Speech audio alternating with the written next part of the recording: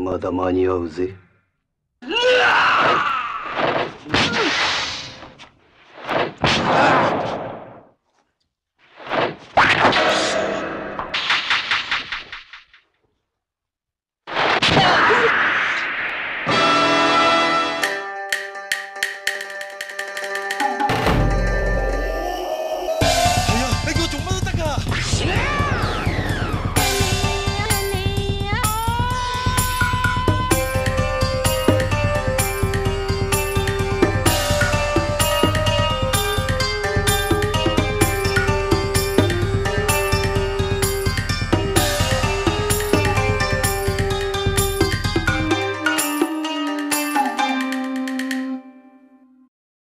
Welcome in this new retrospective, which will be dedicated to a very famous Japanese actor, one of the biggest action stars having come from Japan, often nicknamed the Japanese Bruce Lee, and that is Sonny Chiba. Before I start this exercise, just a few observations.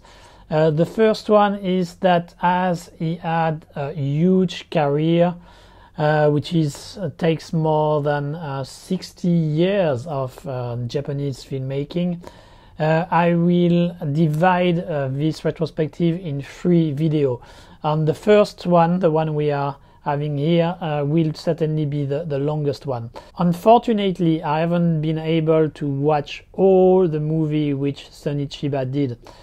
He has done more than 100, and even if you remove TV series, TV movies, there remain still a lot of them, and many of them unfortunately are not that easily available, and that's especially the case for the first decade of his career, so from basically in the 60s. There are some movies he did in the 60s which are available, but not that many. Many of them are not available, or if they are available, it's without subtitles, so that makes it very hard to appreciate fully. And so unfortunately, while I will be able to cover some of these films, I will have to jump sometimes in time because I haven't been able to watch some of the film he did during that period. So that doesn't mean that if I jump from 62 to 65 that he hasn't done anything during that time. Quite the opposite. He usually was very productive, and especially during that time, but it's just that I haven't been able to track and watch the film with the correct conditions to really be able to discuss them further. Once again, I really regret that state of fact, especially because during that period, during the period of the 60s, that was the time of his career where he embraced the most diverse kind of parts, diverse kind of characters. Starting from the 70s, as we will see, he became this action hero, and quite often anti-hero action hero. But in the 60s, he actually did a very wide range of characters and a wide range of genre. He not only did action, he also was in drama, in comedy, in many different kind of films. And this diversity, I'm afraid I'm not going to be able to give it fully justice in this video, and that's really unfortunate. But as I said, because of the lack of wide availability of the film he did during that period, that's going to be like this for a while. So once again, I apologize for these gaps that will appear in his filmography sometime. Just a few introduction elements before I start with his first film. Sonny Chiba was not born Sonny Chiba, of course. He was actually born Sadao Maeda. But as many people, when he entered the show business, he had his name changed and he became Shiba Shinichi. Shiba Shinichi is the name under which he is known in Japan. If you talk to a Japanese in the street and you ask him about Sonny Chiba, there is a good chance that the poor fellow is not going to be able to answer to you because he won't know about Sonny Chiba, because he will know about, if you are lucky, he will know about Shiba Shinichi. And I'm saying if he's lucky, because Sonny Chiba has been in the business for a long time. But of course, he was most famous during the period of the 60s, 70s, bit 80s as well, but starting from 90s until now is more like one of those famous faces which the new generation hasn't necessarily seen their films. So if you ask someone who is 20, 30 years old, I'm not sure they will be that familiar with Sonny Chiba. But that's the case for most of those old school actors. And there is actually a controversy around his English name. According to some sources, which the main theory behind this name, that was because he was in a commercial for the Toyota Sunny, the Sunny S, a specific type of car from the famous car maker Toyota. Problem with this theory is that there is no Sunny S from Toyota, so that cannot be the case. I mean, he cannot have this nickname through a car which actually didn't exist. And the other theory, and so which seems to have more credibility than the other one, is that during the time he was a new star, so during the 60s, once again we always come back to the 60s, he was nicknamed in Japan Shiba-chan, and the suffix chan in Japanese has different connotation, but one of them can be a son, and so it seems to have been a direct translation from that, and then to make it more trendy, more attractive, maybe better to the ear, it became Sonny, and so Sonny Chiba.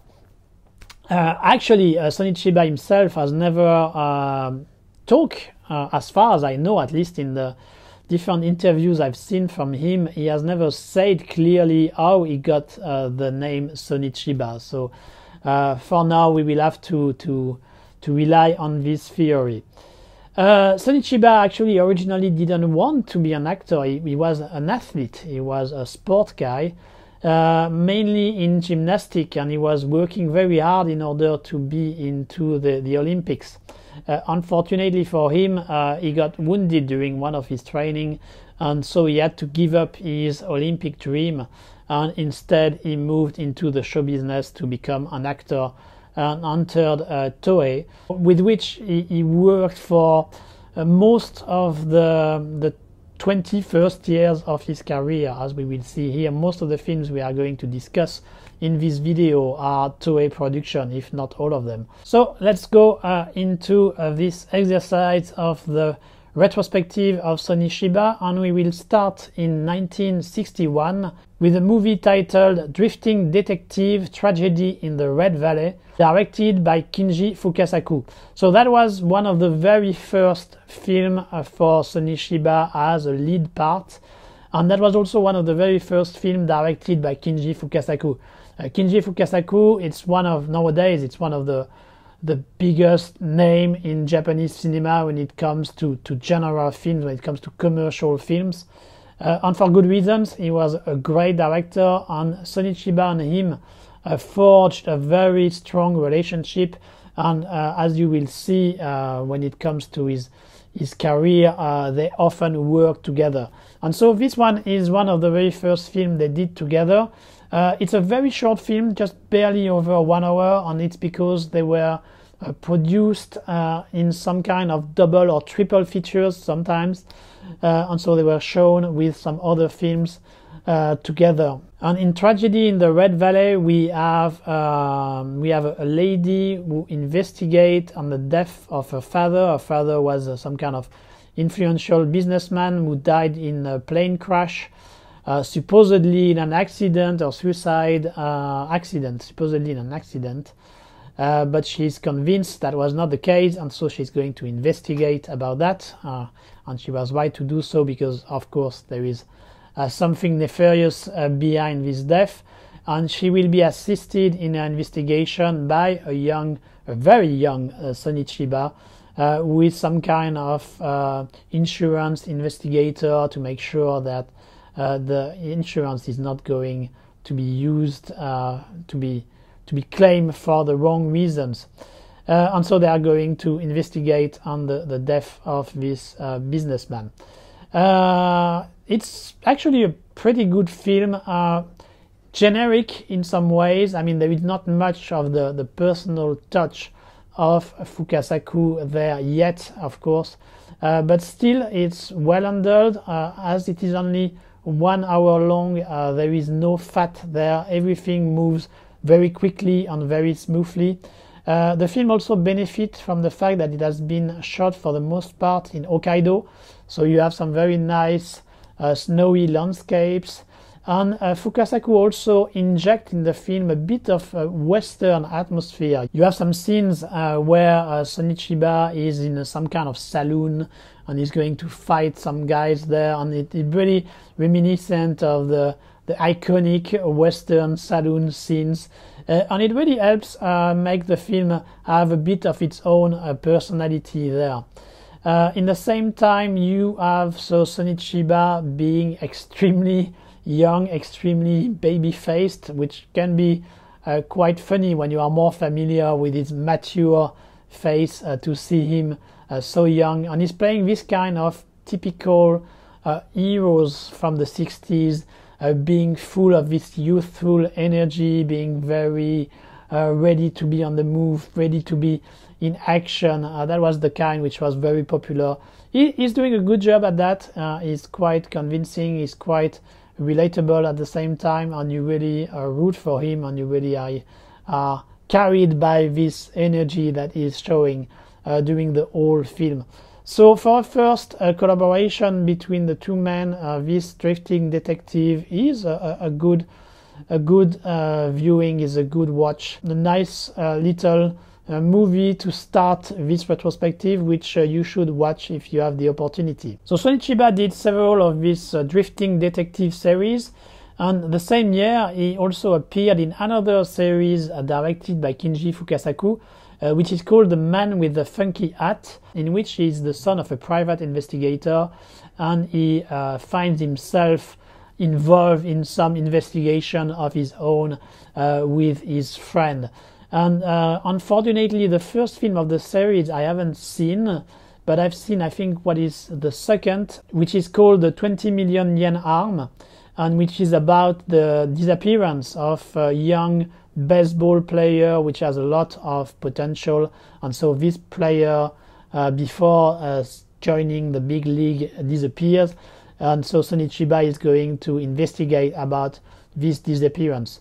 And we find the same kind of quality as the Wandering Detective, the Drifting Detective series, which is, once again, it's one of those 1 hour format films, so everything goes quite fast and quite smoothly.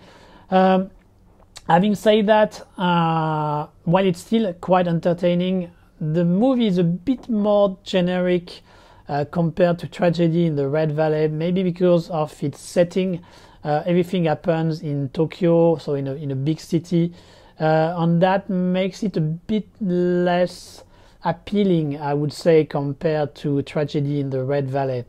Sonny Chiba himself is basically playing the same kind of character, so once again, very innocent looking, but still quite smart enough, and with full of energy and very dynamic.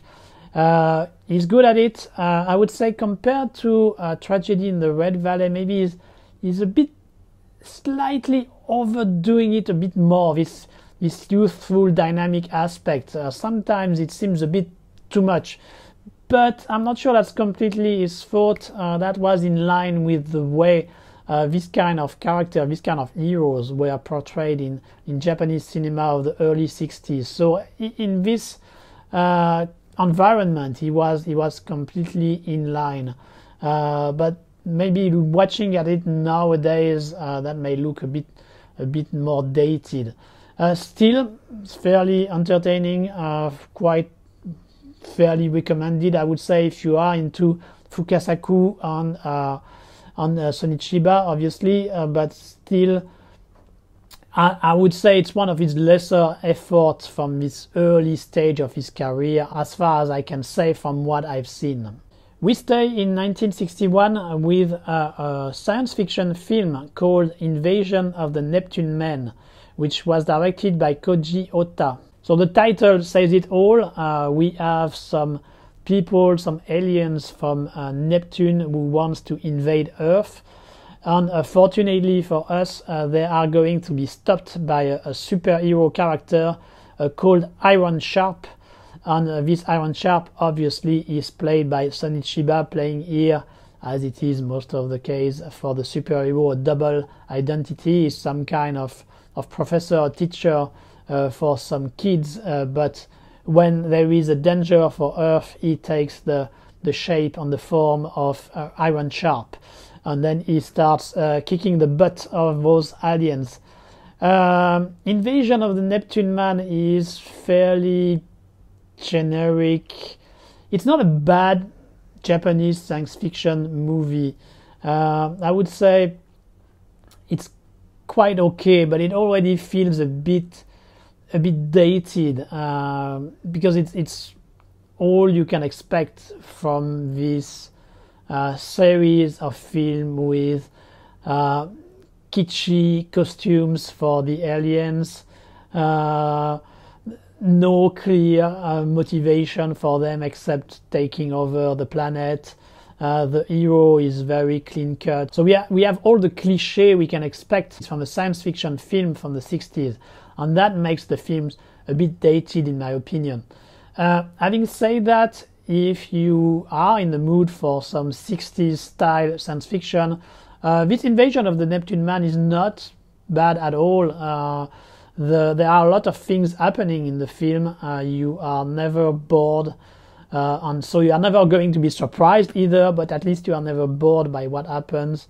And there is some attempt to create some entertaining and ambitious action pieces with the limited special effects possible of the time, and so it's still quite entertaining.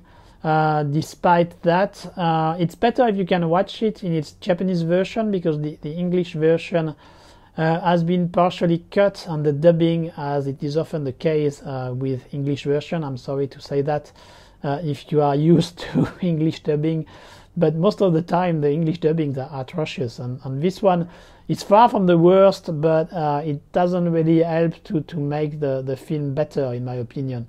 So if you can find the Japanese version, that will be a plus, and you will have a bit more footage if I remember correctly. So yeah, check the Japanese version if you can. There is one interesting detail in the film, is that at some point Earth is being threatened by the aliens. The aliens are destroying some of the buildings of Earth, and here in this case of Tokyo, and you can see a giant Hitler on one of those buildings, so here being destroyed. That can be quite surprising. It looks like some kind of Nazi propaganda which has been put here almost subliminally. Actually, that's not the case. It's because that was a publicity for a Swedish documentary which was being shown in Tokyo in 1961. And so in order to fit with what the people at the time, the people in Japan could see, they recreated it for the miniature which is being destroyed there. So they are just being faithful to the way Tokyo was being at the time. And so they got this giant Hitler being destroyed by the aliens. So as he is being destroyed, I guess that's okay. It's not a Nazi propaganda there, so it's all good. But it can be a bit surprising if you don't expect to see a Hitler suddenly appearing on the screen. Chiba himself is doing a good job. He is charming as we expect him to be when he is playing this teacher, charming and innocent looking. And once he takes the costume of Iron Sharp, which is not the best costume we have ever seen, but anyway, once again, science fiction from the 60s, you can't expect too much on that. But still, he is kicking butt. He's really fighting hard, and you can see that he has this kind of athletic background compared to other Japanese action hero of the time. He really is able to do a couple of acrobatic moves. It's nothing too fancy either. Don't expect to see him doing some crazy karate stunt, but still you see he is someone with athletic and with already have a bit of martial arts background there, and so able to bust a few moves against those aliens he's fighting with. So Invasion of the Neptune Men, not the worst film in his filmography, not a great film either, of course, but if you are into the mood for some innocent Japanese science fiction of the 60s, it's not a bad film to go to, and Sonny Chiba is quite okay in the film as well. Unfortunately, as I said in the introduction of the video, we are going to do a big jump from 1961 to 1966. As I said, that doesn't mean that Sonny Chiba did nothing during these 5 years. Quite the opposite. He was extremely active and appeared in many films in many different parts. But anyway, the first one I'm able to talk about is a movie called Kamikaze Yaro, which title in English is Duel at Noon, Kamikaze Man, and which is once again directed by Kinji Fukasaku, with Sonny Chiba as the leading part. And what happens in Kamikaze Man? It's Sonny Chiba playing some kind of playboy pilot, plane pilot, who finds himself involved in some kind of manipulation from different characters, which are going to lead to some kind of treasure that the people involved want to get their hands on. As you can see from this quick sum up, it's very inspired by some Hitchcock stories, with a little bit of James Bond thrown for good measures, because Sonny Chiba will go in the different locations, not just in Japan, but outside as well, and we have several pretty ladies being involved as well. But let's be honest, despite this Hitchcock inspiration, that's not on the level of a Hitchcock film. The way the situation is set up is quite okay. It's fairly well handled, but once we know more about what is behind the manipulations going on, there is really nothing great or surprising or original there. And it's actually probably for good reasons, because the movie is not really aimed at doing a very smart story, but it's mostly an action showcase for Sonny Chiba. So the goal of the movie is to have different situations of action scenes for Chiba to shine. And so on that, the movie is quite generous, because we have all kind of chase, people running with each other's car chase, we have a stunt on a plane, we have gunfight, we have fist fight. So on that, the movie is quite generous. So you will have a wide range of action scenes, and Fukasaku handled them with all the care we can expect from him. That doesn't mean it's his best action showcase either, because we are still stuck in the convention of the 60s.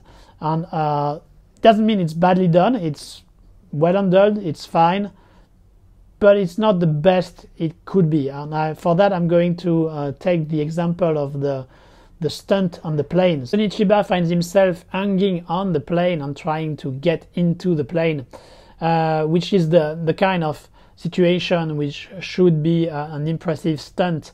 But here, it's clear that it's a mix. The main action is made through the editing. You have on some shots you have Sonny Chiba hanging on something which is supposedly the plane, but you can guess that it's not something which is actually in the air. On the other side, you have some scenes with a real plane, and you have some scenes with a miniature plane, and so we have a combination of these different shots in order to make the action scenes. But in the future, as we will see later, that's the kind of stunt that Sonny Chiba will do for real. So it will be really hanging on a plane, and it will be shown fully by the directors. But that was not yet the time for these kind of things to be done. And so here Kinji Fukasaku is relying mostly on some editing tricks in order to sell the scene, and it works fairly well. But of course, you can't you can't be a bit sad not to have the full concept of the scene and to have Sonny Chiba really hanging on the plane. As I said, the film is not only taking place in Japan, it also takes place here in Taiwan, because it was actually co-produced with Taiwan, and that's a good thing. It's really to the benefit of the film, because you have many scenes taking full advantage of the Taipei. It's mostly happening in Taipei, the Taipei of the 60s, the Taipei of 1966, and it's quite fascinating to see the city how it was back then. And so you have several scenes which make a good use of it, several chasing scenes where you will see very well how Taipei was. There is one which happens in a night market, not the kind of crazy night market that you have in Taiwan nowadays, which is a big business, but you have here the ancestor of this night market, much more crude, but still Fukasaku, you makes here a good use of it in order to have one of those chase scenes for his film. So that's really a good point to the movie. It's really a benefit for the film. So one of the good thing of the film, and the good film in many of those Japanese films of the time, is that they respect language. So you have many characters being Taiwanese who are going to speak Mandarin, and so that's a very good thing. I think it's very important to have characters speak their own language. It helps you to get immersed in the story and in the environment in which the main character is. Having said that, the problem here is that most of the actors speaking Mandarin here are Japanese, and so you can clearly see that they are reading it or speaking it phonetically, and it's really not any smooth Mandarin there. Of course, if you are absolutely not used to hear Mandarin, it's not going to be a problem. And that was probably not a big problem for the Japanese audience back then. But if, like me, you are a bit familiar to hear Mandarin, it will obviously sound broken. And so that doesn't completely help. So a good initiative, good thing to try to respect the language, but the execution is a bit lacking. And it seems to have been the case also for one of the main actresses of the film, who is actually a Taiwanese actress, being a Taiwanese co-production. But it seems she's actually dubbed by a Japanese actress, and that's also the case when she speaks Taiwanese, so when she speaks Mandarin. So her Mandarin, it seems to have been dubbed also by this Japanese actress and end up being broken as well. I'm guessing they did that because it would have been a bit weird to have someone speak smooth Mandarin and the others speak broken Mandarin. I guess the audience would have noticed there was something wrong there, and so they decided to go all the way with broken Mandarin, which is, well, it's a choice. I mean, I can understand why they did it, but yeah, it doesn't really make for a good sound and a good immersion on that aspect. Still, Kamikaze Man, pretty entertaining, quite okay action movie from the 60s. Also worth to note is that the character which Sonny Chiba is playing is this kind, once again, of youthful, heroic Japanese action guy, but with a slight twist. And I think it comes from Fukasaku himself, is that the character is clearly stated and clearly described as being a bit stupid. And that's why he ends up being manipulated by all these other characters. And I think that's a jab from Fukasaku to this kind of clean-cut, heroic characters which the Japanese cinema had promoted during that time, during the 60s.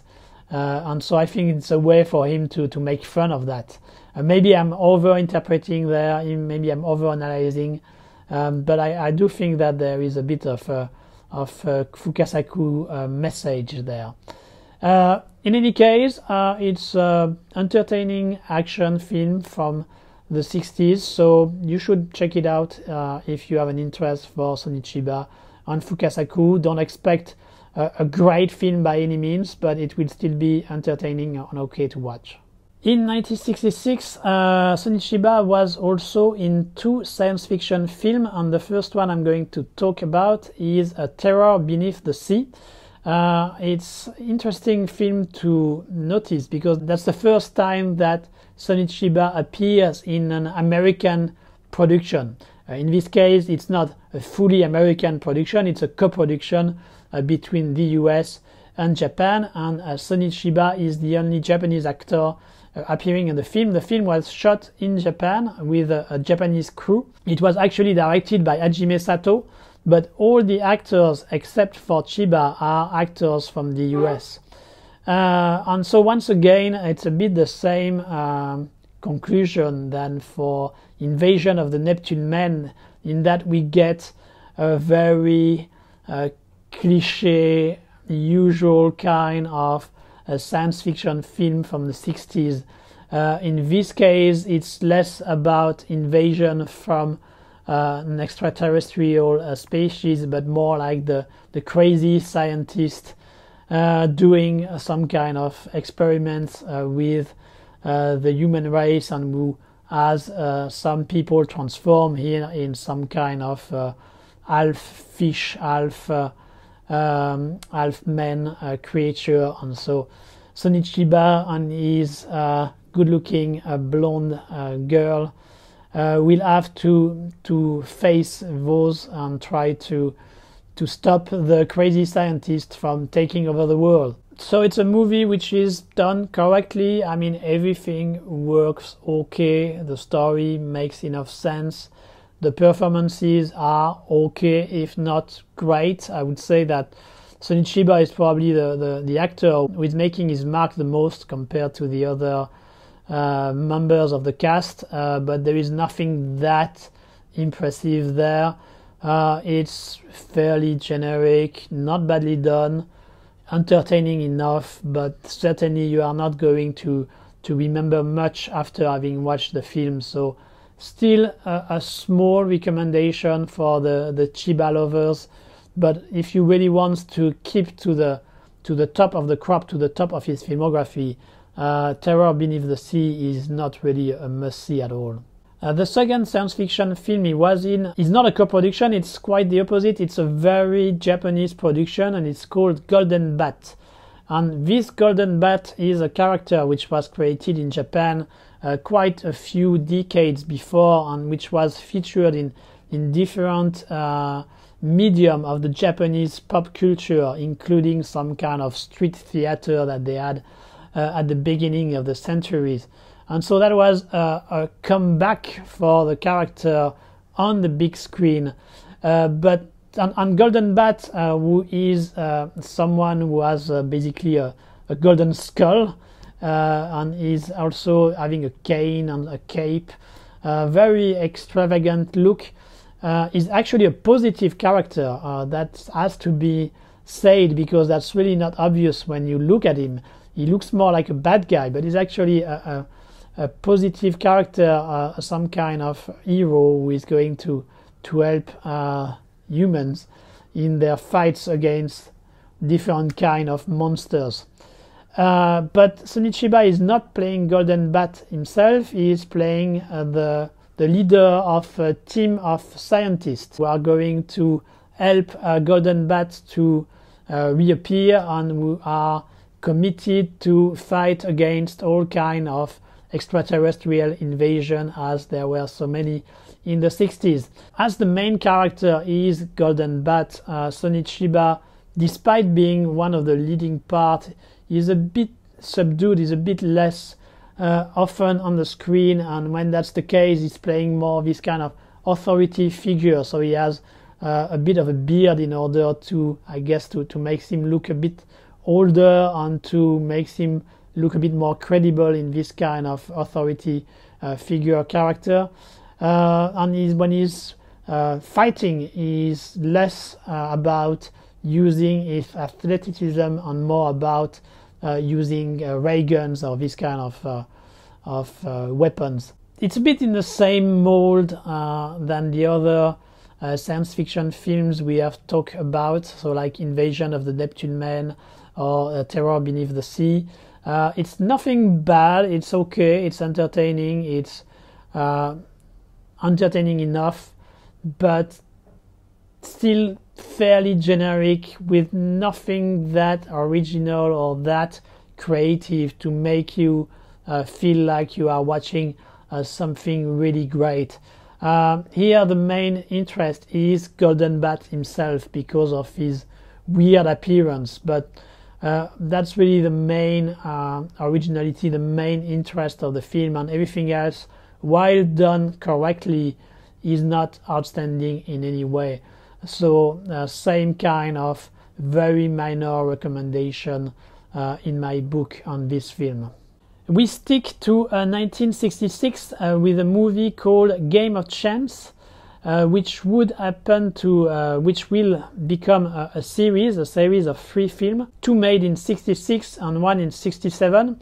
So we will finish the year 66 with this series of film. And so the first one, and the 3 of them actually, the 3 of them were directed by Yuichi Takamori.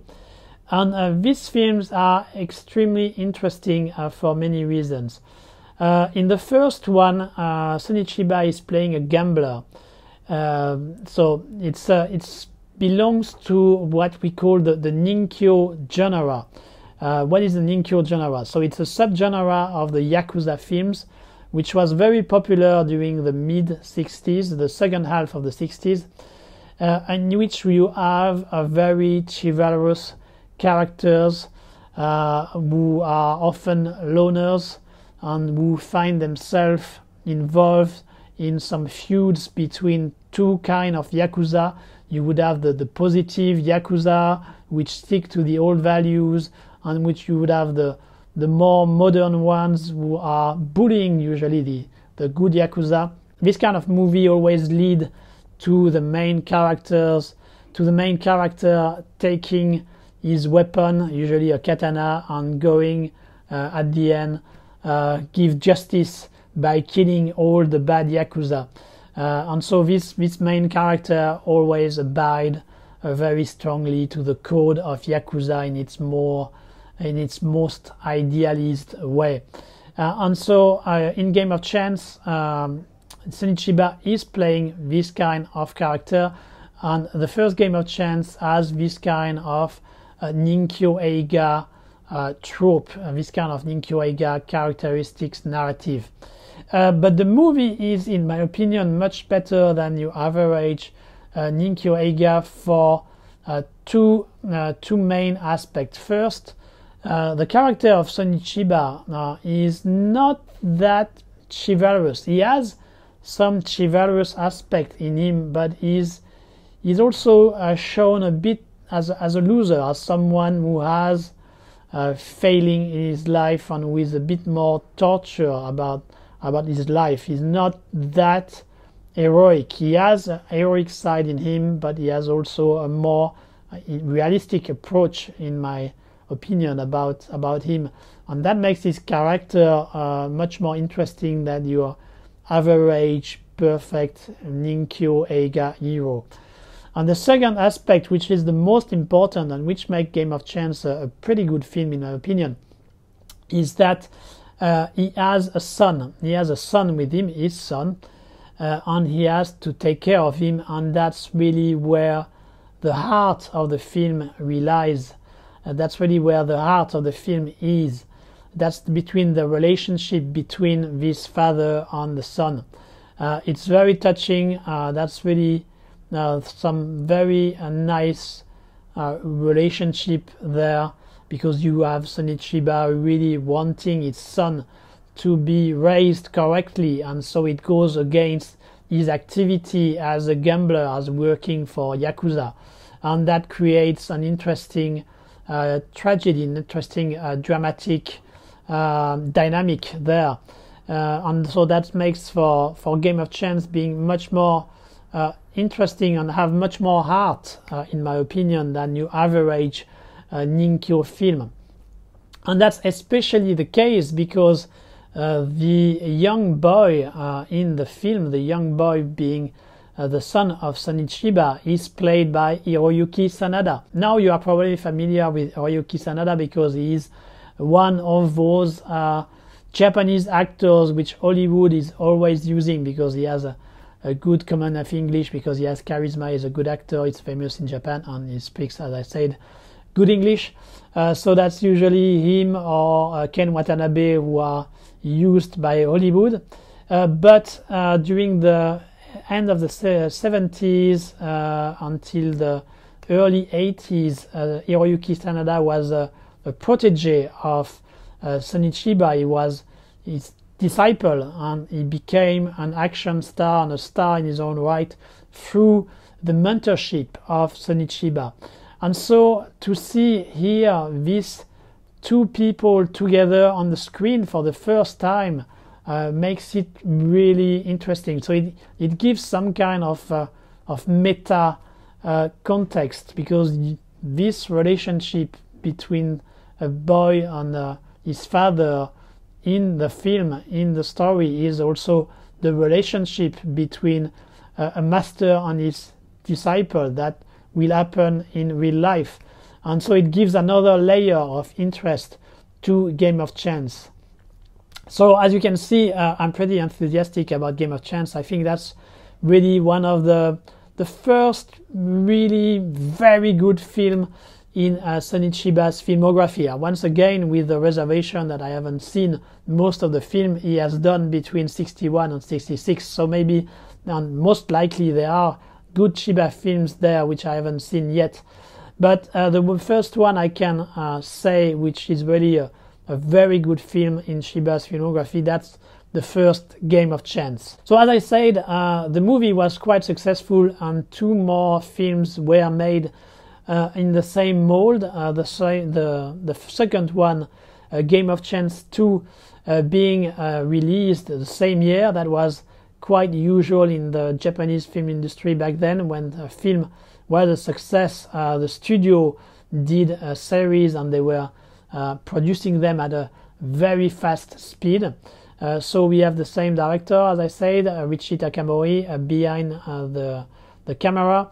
And we have fairly the same kind of story, so a Ninkyo type of story with a clan of bad Yakuza, a clan of good Yakuza. Sonny Chiba with his son, still played by Hiroyuki Sanada, of course, being involved between the two and taking side with the good ones. I think the movie is slightly less good than the first one because the emphasis is more on the Ninkyo aspect of the story and less about the human drama that is the relationship between Sonny Chiba and his son. Of course, it's still an important element of the story, and it still helps to create more feelings and more interesting drama. But compared to the first one, the Ninkyo aspect is the one which is more prevalent, and I think that makes the movie a bit less interesting compared to the first movie, compared to the first one, compared to its original. There are still some good things to take from the film. First, it's shot in color, while the first one was in black and white. And it's shot in color, and it's also located in the north of Japan, so you have snowy landscapes.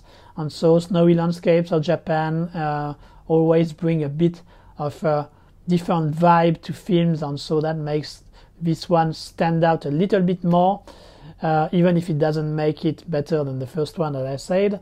And also you have Sonny Chiba playing a different kind of having a different kind of job here. So he's not a gambler, but he is a street seller. So he's in a group of people who are moving from markets to markets and selling goods, and that's the main innovation of the film. And amongst the people he is with, you have some interesting supporting characters, a bit extravagant. It's not something which the movie developed enough, in my opinion, but that helps to make it, to give it a bit of personality, to have this kind of characters around Sonny Chiba. So not a bad film in any way, still quite enjoyable, and if you have watched the first film, of course you will want to watch the second, but we are still one level below the first Game of Chance, in my opinion. And that's going to be the same for the third Game of Chance, released in '67. And once again we have Sonny Chiba changing job. So after having been a gambler, having been a street seller, so this time he becomes a woodcutter. So he finds himself in a forest and he finds himself cutting wood. So yeah, he cuts wood and he finds himself involved in a feud between two different Yakuza clans. So the usual story you can expect from a Ninkyo film. There are two aspects which I think are noticeable. The first one is that we have Tetsuro Tamba coming into the story, once again playing this kind of very typical Ninkyo character, some guy who wants to avenge the death of one of his close friends, and who finds himself wanting to kill Sonny Chiba, the hero, but with also someone with upstanding values, and so we will kind of side with the hero. That's something we find in many of those Ninkyo films. But it's Tetsuro Tamba, so it's always nice to see him play with Sonny Chiba. And also, but this one is a bit more on the strange side. The third film is actually a kind of reboot of the series, because we have the character of the mother who appear in the film, but she already appeared in the first one, and I'm sorry, I'm going to have a small spoil there, but she actually died in the first film, and so she reappears in the third film, implying that it's actually a reboot of the series, but nothing in the movie before let you think that was the case. Quite the opposite. You had a clear, it was very clear that it was a direct follow-up of the two previous films, but no, that's not the case. It seems it's actually a reboot. The movie never tells you clearly before, so that's for a bit that's a bit surprising there. But still, fairly okay Ninkyo film, less good than the original, as that was the case for the second part of the series, but you can still watch it. You will still have a good time viewing it.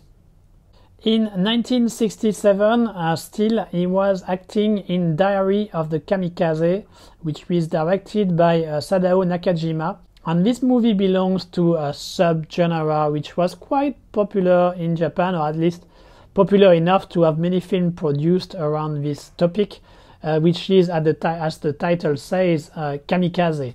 So drama around the fate of the kamikaze. And you have different variations or different stories around this subject. And so in Diary of the Kamikaze, it's a movie with several characters which will be followed in their preparation, in their training, in order to become kamikaze. But Sonny Chiba is not the leading part. We follow 4 characters, and Sonny Chiba is one of them, and all have different personalities and different aspects about what it is to be a young man who has to sacrifice himself for his country, and you have different problematics around them, and that makes for a fairly interesting and well-handled drama, I would say. It's quite interesting to see the kind of thinking that these young people would have about giving their life for this war, which, as it is said, feels like it's going to be lost. And so that brings some interesting questions, which is highlighted differently based on the characters presented in the film. In the case of Sonny Chiba, is shown in a bit more light-hearted compared to the other 3 characters which he shared the screen with. Is kind of the joking type of the group, and a bit more also playful, and he's going to fall in love with the sister of one of his colleague, and so for him the problematic will be what do you do, how do you handle a relationship when you know that you are going to die very soon. And so that's the problematic he has to face, and he handles it quite convincingly. He shows that he's not just an action man, but someone who is also able to deliver when it comes to drama, and he does it quite well. And so I think movies like this, Diaries of the Kamikaze, are good viewing if you are into Sonny Chiba, so that you can see a wider range of character, a wider range of acting abilities. Here he shows that he is able to do more than just action. He would do action very well, as we will see, but he's also able to be a convincing dramatic actor. And so for this reason, and because it is a good drama, I think Diary of the Kamikaze is a good viewing for any Chiba fan or amateurs of Japanese cinema in general. So I jump 2 years and I go to 1969, and he appears in Delinquent Boss Occho the She-Wolf, directed by Yukio Noda. Delinquent Boss, that's a series which was very popular in the 60s, early 70s, and which in a way is part of a new wave of Japanese films which was based on exploitation. So meaning dealing with a lot of sex, dealing with a lot of violence, with characters which are not so positive, and using some kind of social issue in order to do films, but done in a very exploitative way, so very commercial approach. And so this movie is part of this kind of trend, and part of the Delinquent Boss series, which had, if I'm correct, 16 films. So that was a very popular one, and a very successful one. And Sonny Chiba is not the leading man here. The leading man here is Tatsuo Umemiya, which is a bit of a surprising choice, because he is supposed to be the head of this band of Delinquent, and he's already in his 30s something, if I'm correct, and he doesn't look the part that much. He already looks too old to play this kind of character, so it's a bit weird to have him there, in my opinion. And Sonny Chiba is part of his group of Delinquent, so he's part of this group, but he's more like a supporting part there, and that's Umemiya who has the most screen time. The story is nothing great at all. It's just now our hero who are going to face a group of bad Yakuza, and they are going to fight against them. But there is a weird thing going on, in my opinion, is that the main, so the group of Delinquent we are following, the one of led by Umemiya, is shown as, it's supposed to be the good guys we are rooting for, but they're actually trafficking girls. They are basically a pimp, and they are manipulating and tricking girls so that they are going to become prostitutes against their will. And the film is showing that as if it was perfectly fine, there was no problem doing this kind of activity, and we should root for those characters.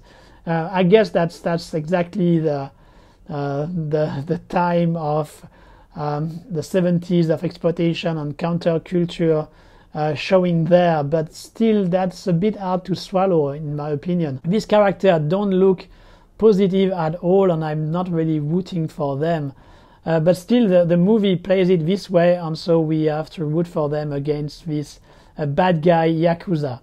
As you can see, I don't think it's a really good movie. I think it's fairly generic in its exploitation trend, but it doesn't go that far, except, as I said, for the morality of the characters, but the way it's played anyway is not assumed that well. I think it's just that's the way it's given, it's okay.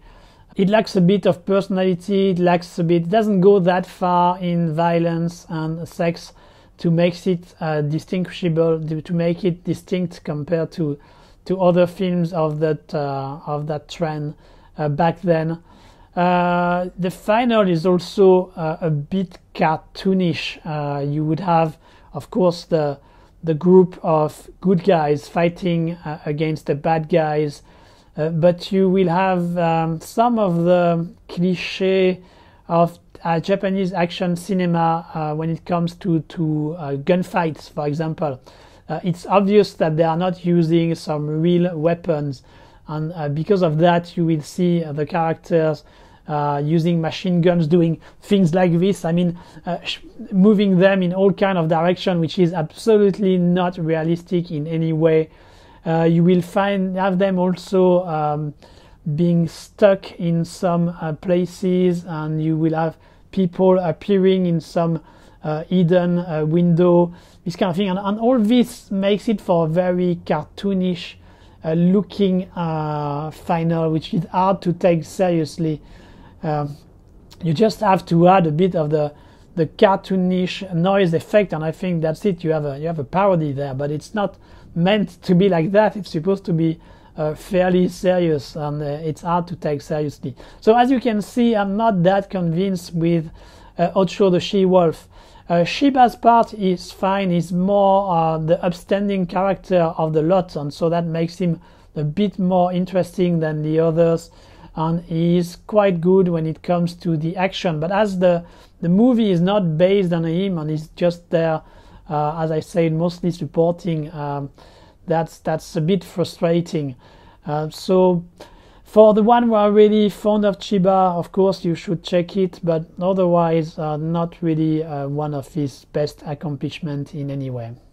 The same year he was in Memoirs of a Japanese Assassin, which was directed by Sadao Nakajima, so the same director from Diaries of the Kamikaze, who was a very regular director of Toei back then. And who is a mixed bag director, I would say. That's an opportunity for me to talk a bit about Sadao Nakajima.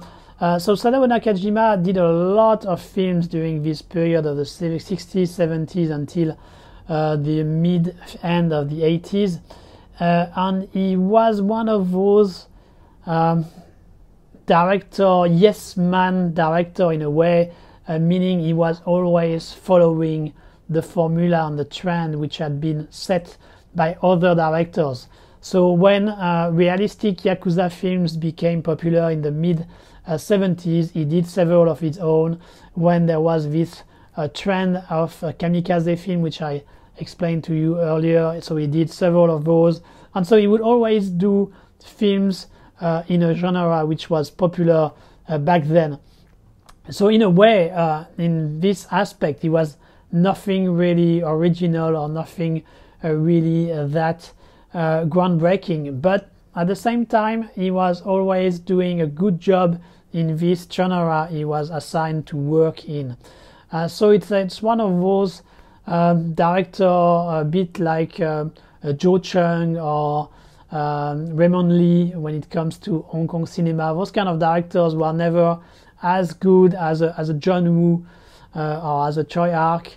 We're always one level below, but we always manage to deliver some entertaining, well done film anyway. And so Sadao Nakajima is this kind of director. And Memoirs of a Japanese Assassin, which sometimes is called Memoir of Japanese Assassination, so sometimes I will switch from one title to the other, is probably one of his most interesting work and one of his most original, for sure. So what is Memoir of a Japanese Assassin? So it's an interesting structure in the first place, because you will have a series of political murders during the Meiji and Taisho era, shot and shown in a row. So during the course of like 20 minutes, you will have 4 or 5 of them in a row, and that's very surprising structure, because you will wonder, but what is this film? Is it just going to be that 2 hours of political assassination in a row? Actually, that's not the case. And after having this series of murders, then you will have finally the story being developed, and the story is on Sonny Chiba's character. And here he's playing a different kind of character from what we are used to, or what we would become used to, because he's someone a bit weak physically, who is wondering what he should do. He's a bit lost in this atmosphere of political turmoil of the Meiji and Taisho era, and so he's trying to find his way. He's trying to find a way to do good for him and for people around him, and that's not an easy thing to do back then. And so he's going to join some kind of a sect of political activists, so a mix of religion and political activism, and so he's going to get involved in that, and so to get involved also in one of those political assassination.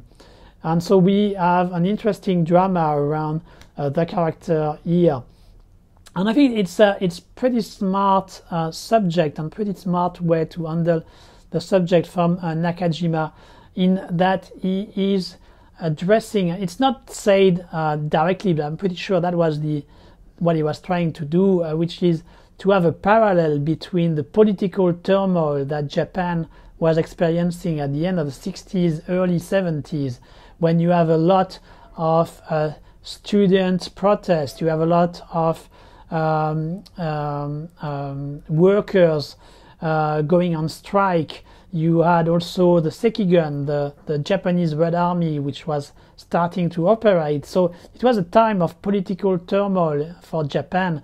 And by showing that was also the case during the Meiji and Taisho era, I think Nakajima is highlighting how politics in Japan has always been violent and always been tough. And so that's an interesting parallel to make there, in my opinion. Having said that, while it is a smart parallel to make, I'm not completely sure what kind of political stance Nakajima was developing there, because it's not very clear if he's supporting what the character of Sonny Chiba was doing back then, or if he's actually condemning him. So it's a bit ambiguous, but maybe that was actually what Nakajima was trying to do there, to put some ambiguity about that, and maybe showing that there is a good side to it and a bad side to it. That's open to interpretation there. But anyway, in any case, Memoirs of Japanese Assassination is a very intriguing film, and another hidden gem of Sonny Chiba's filmography. As I said, Sonny Chiba is quite good in the part. It's more dramatic part. There may be one or two times you can think is a bit overacting the dramatic aspect of the character, but in general is really good, really convincing, and delivering here probably one of his best performance. At least that's what he is thinking himself, because the Memoir of a Japanese Assassination is one of his favorite films.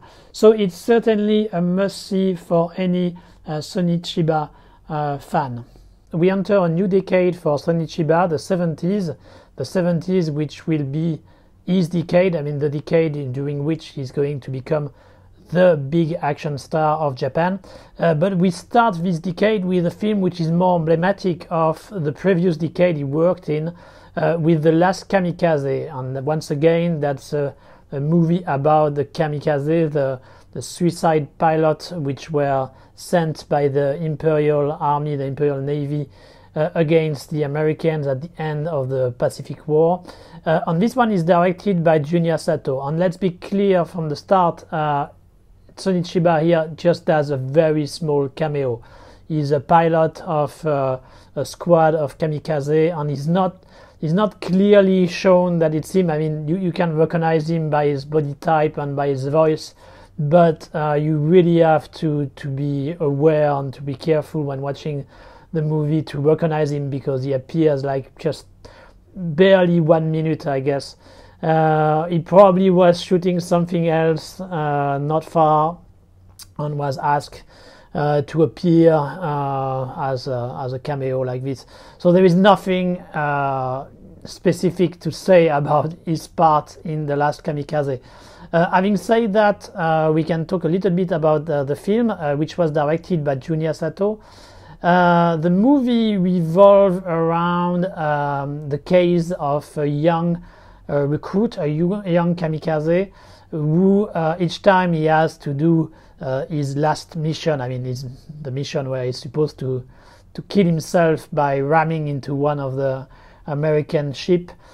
Each time he has some technical problems which make him come back to the base, and then we will have two different officers, one played by Koji Tsurata and one played by Kenta Kakura, who are going to deal with this case differently, and there will be like the two moral opposites of the situation, with Koji Tsurata who don't want to punish him and who want to let him think about his action and reconsider his action by himself, and Kenta Kakura who wants to be much more harsh with him in order to set an example and make sure that the other pilots would not consider about doing the same. Because what I forgot to mention is that, of course, this technical difficulty he's experiencing each time are not really technical difficulty, but are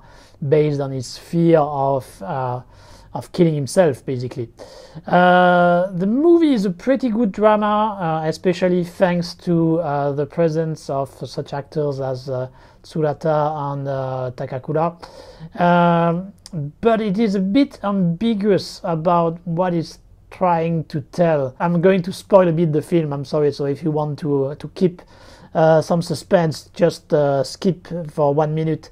But basically, what happens in the movie is that the guy is going to end up rejected by all his family, by all his close friends, because of his actions, and that's what will convince him at the end of doing the last sacrifice to do the what a kamikaze is supposed to do. And it's shown as something kind of heroic in the film, and I'm not sure that's really that positive vibe there, because that's, I mean, he basically does it because he has lost any will to live. I'm not sure that's a very good thing to promote there, in my opinion. It may be also because there were some contradictory intentions between the director Junya Sato and between the studio Toei.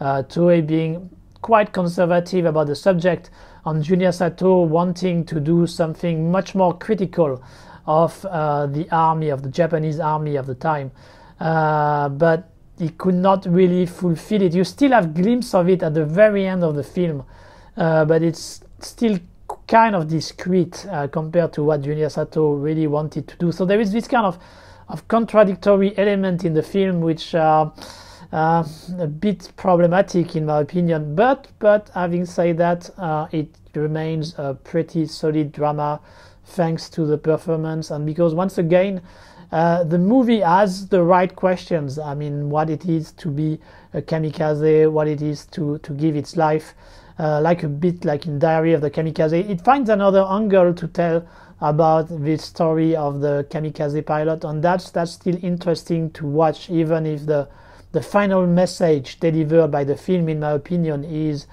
fairly controversial. But still a good drama to watch if you have the opportunity. Just don't watch it for Sonny Chiba, because, as I said, he only has a cameo here.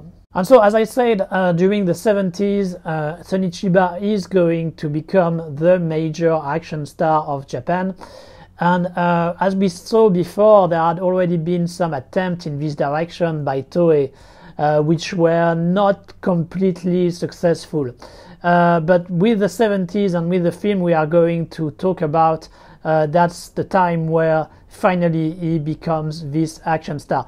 And there is one element also which I have to mention, which make you able to understand why he became such an action star.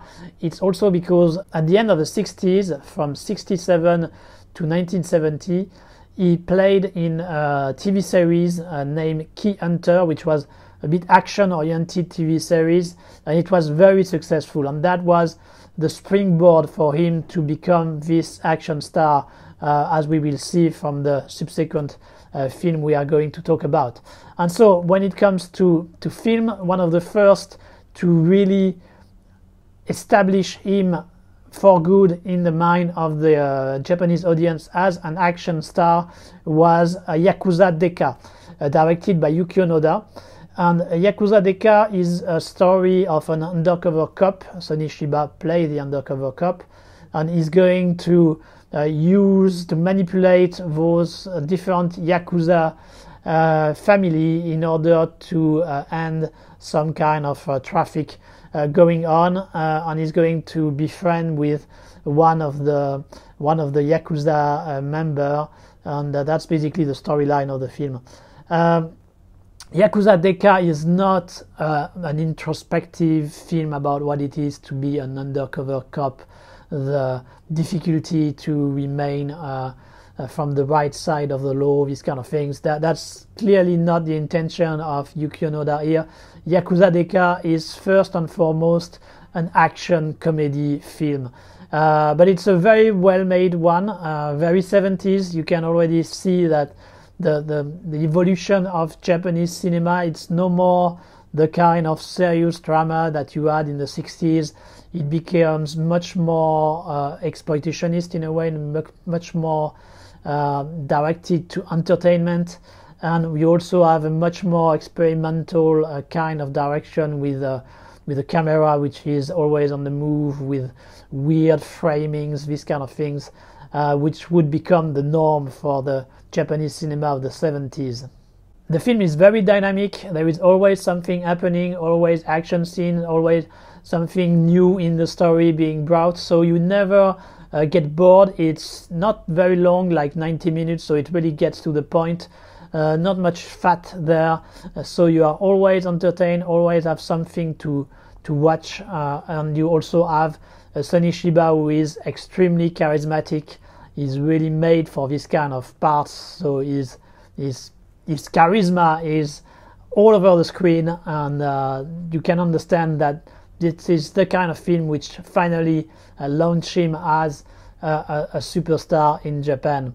There is also a nice chemistry between him and the actor playing the real Yakuza with Wu. Thanks to Wu, he enters the Yakuza family, and that's Ryohei Uchida. A good actor. I think he was pretty good when he was doing this kind of Yakuza parts. Of course, he did quite a few during the course of his career, and there is really a good chemistry between the two there. And that's probably one of the problems of the film, in my opinion, is that at some point Uchida kind of disappears from the story. He's there at the beginning, he comes back at the end, but there is a big middle during which he's completely absent, and that's a bit too bad in my opinion, but it's not a big problem because he will appear again in the sequel, in Yakuza Deka 2, which was released exactly the same year in 1970 and directed by Yukio Noda as well. And that was part of the usual way that Japanese cinema was working back then. Once they had a successful film, they would turn them into a series, and they would turn them into a series very, very fast. There would be like only 3 to 4 months between the release of the first film and the release of the second one. And that's exactly what happened here with Yakuza Deka, which ended up being a series of 4 films. Unfortunately, I've seen only the first and the second. I haven't been able to watch the third and the fourth. But you can see that because of this extremely high pace of release, the scriptwriter don't really have time to come up with anything that new. So they basically, when you watch this kind of film in a row, you will quickly notice that they are basically each time variation of the same subject, so variation on the first film of the series, and that's really the limitation of this kind of way of producing film. back then. And that's exactly the case here. It's basically the same story again, with the same kind of characteristic, high pace, an interesting chemistry between the undercover cop and the Yakuza he befriends, which once again is played by Yohei Uchida. And so here in this movie it's a little bit more developed compared to the first one, so that's why when I said it's not a big shortcoming of the first one, it's because it's basically improved upon in the second. But otherwise it's really the same kind of formula. You really have the same things happening. Sonny Chiba is as charismatic as in the first film. He may be even more in this one thanks to some very surprising wardrobe choices. In one of the very early scenes he appears, he has a huge hat which he keeps for like 5 minutes in the film. It's very distracting and I must confess, when I was watching it I was always wondering, either he was brilliant, either he looked so great with it, either it was ridiculous. And depending on the shot, depending on the way it was shown, I was always changing between one and the other. That was Japan in the 70s, I guess. But that makes quite an impression, that you like it or that you dislike it. Anyway, Yakuza Deka 2, same kind of spirit as the first. So if you like the first, there is a good chance you will like the second. You also have a little glimpse of what Sonny Chiba would do in the future of his career, because at the end you have a sequence during which he's chasing a boat from an helicopter, and he's on a little rope ladder and shooting the boat, trying to flee. So a bit of a stunt work there, which is something which he will develop even further in the following films. So you already have that. It's not necessarily the best shot stunt work of his career, but still you can see that he has this capacity to do a bit of everything, that is fist fight, that is gunfight, and that is stunts. So Yakuza Deka 1 and 2, the start of Sonny Chiba as an action star. So of course, if you are a Sonny Chiba fan, those films are must-see. So as I said, as I haven't seen the two other Yakuza Deka, which took a good part of the following year, I will jump directly to 1972 with Yakuza Wolf, directed by Riichi Takamori. And Yakuza Wolf, in my opinion, is one of the hidden gems of Sonny Chiba's career. So we have already seen a few of them. We have already seen the first Game of Chance. We have already seen Memoirs of a Japanese Assassination. And here, that's another one, Yakuza Wolf. It's a very simple story. Basically, a gang of Yakuza has managed to take control of a territory by getting rid of another Yakuza gang. But the son of the family, played by Sonny Chiba, comes back from Okinawa and wants to avenge his family and find back his sister who has disappeared and eliminate all the people who are responsible for the death of his family.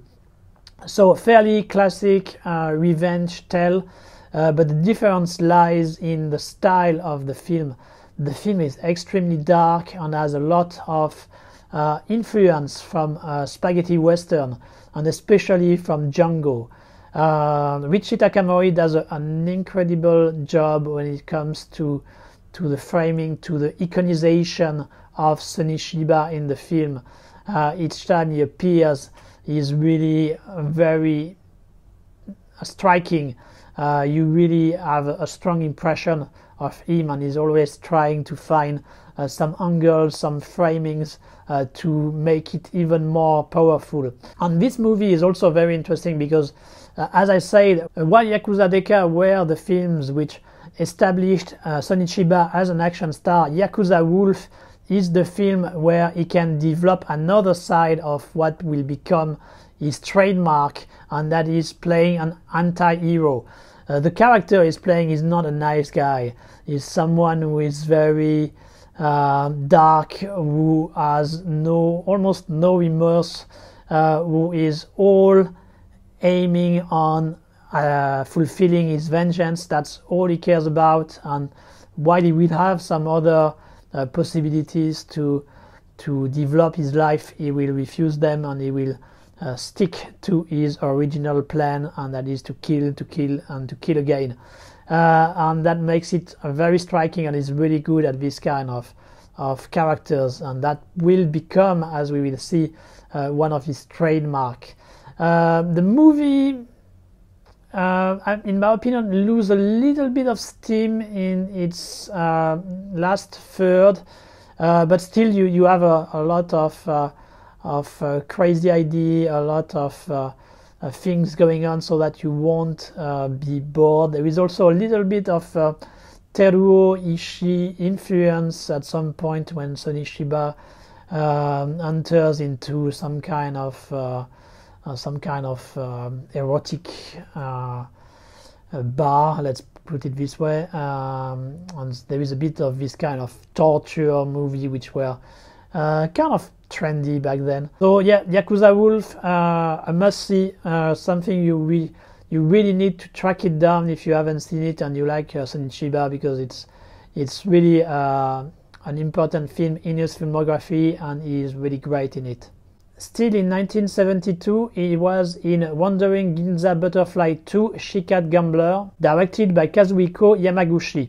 As the title says it very clearly, it's the sequel of Wandering Ginza Butterfly, which was a movie with Meiko Keiji as the main part, as the leading part.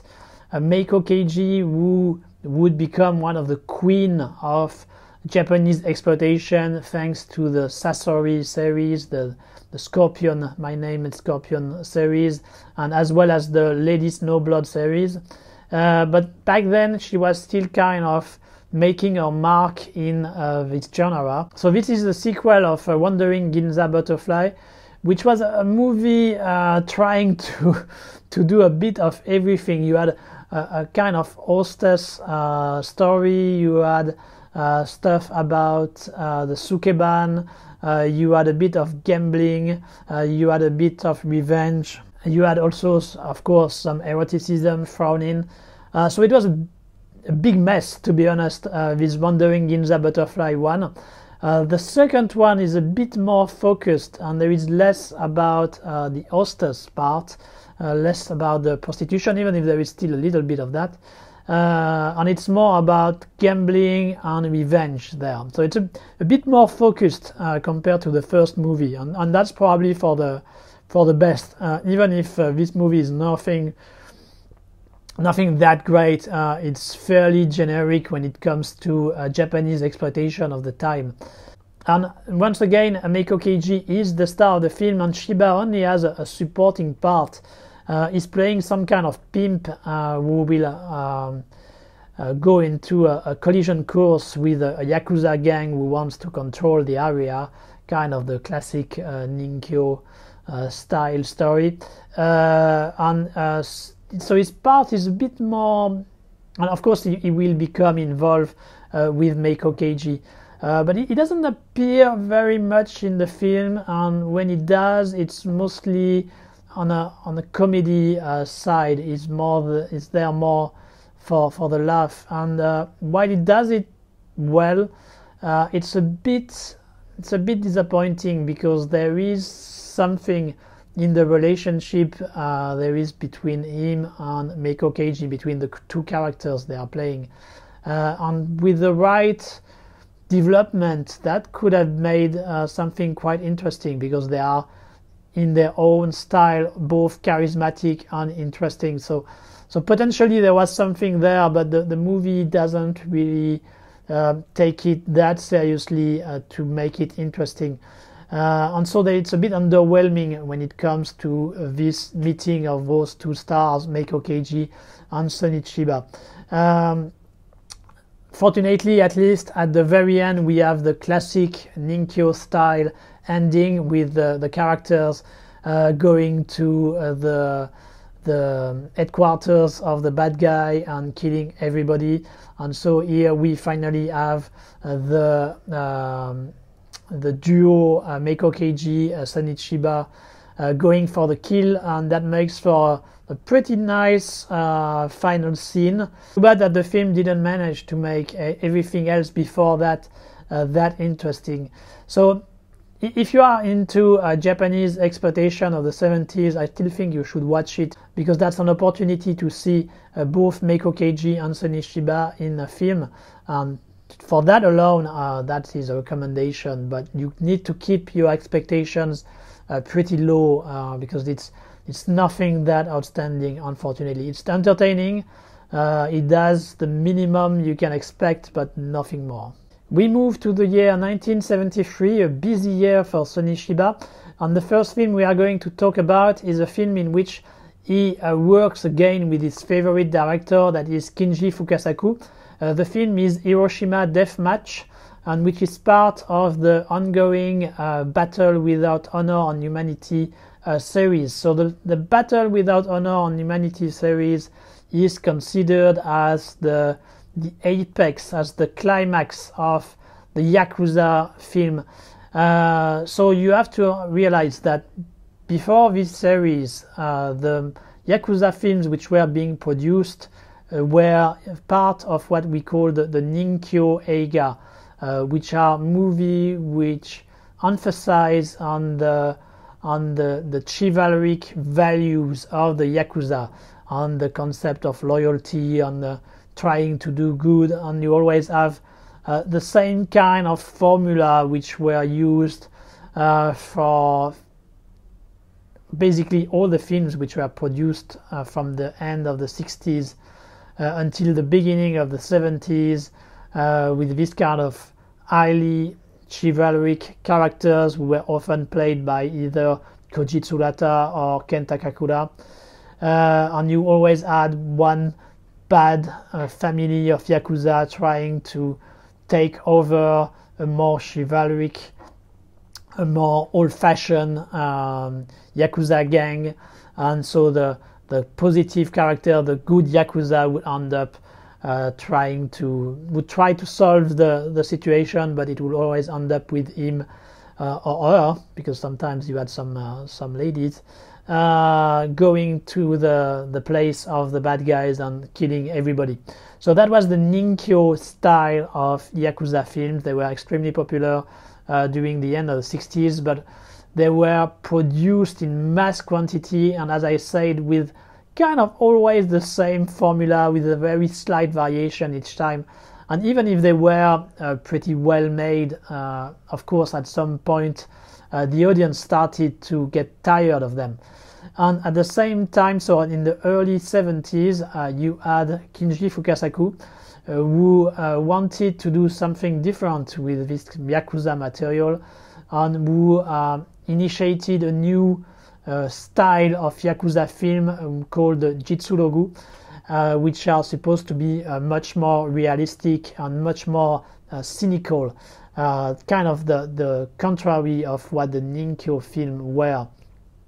And he kickstarted that with several films, but it really started to get big with this series, the Battle Without Honor or Humanity series, which is basically the Japanese Godfather, to put it very simply. Of course, they are quite different, but the impact is quite similar. And they had Bunta Sugawara playing one member of a Yakuza gang, and who would end up involved in all this manipulation, in all this gangs war during the course of 5 films.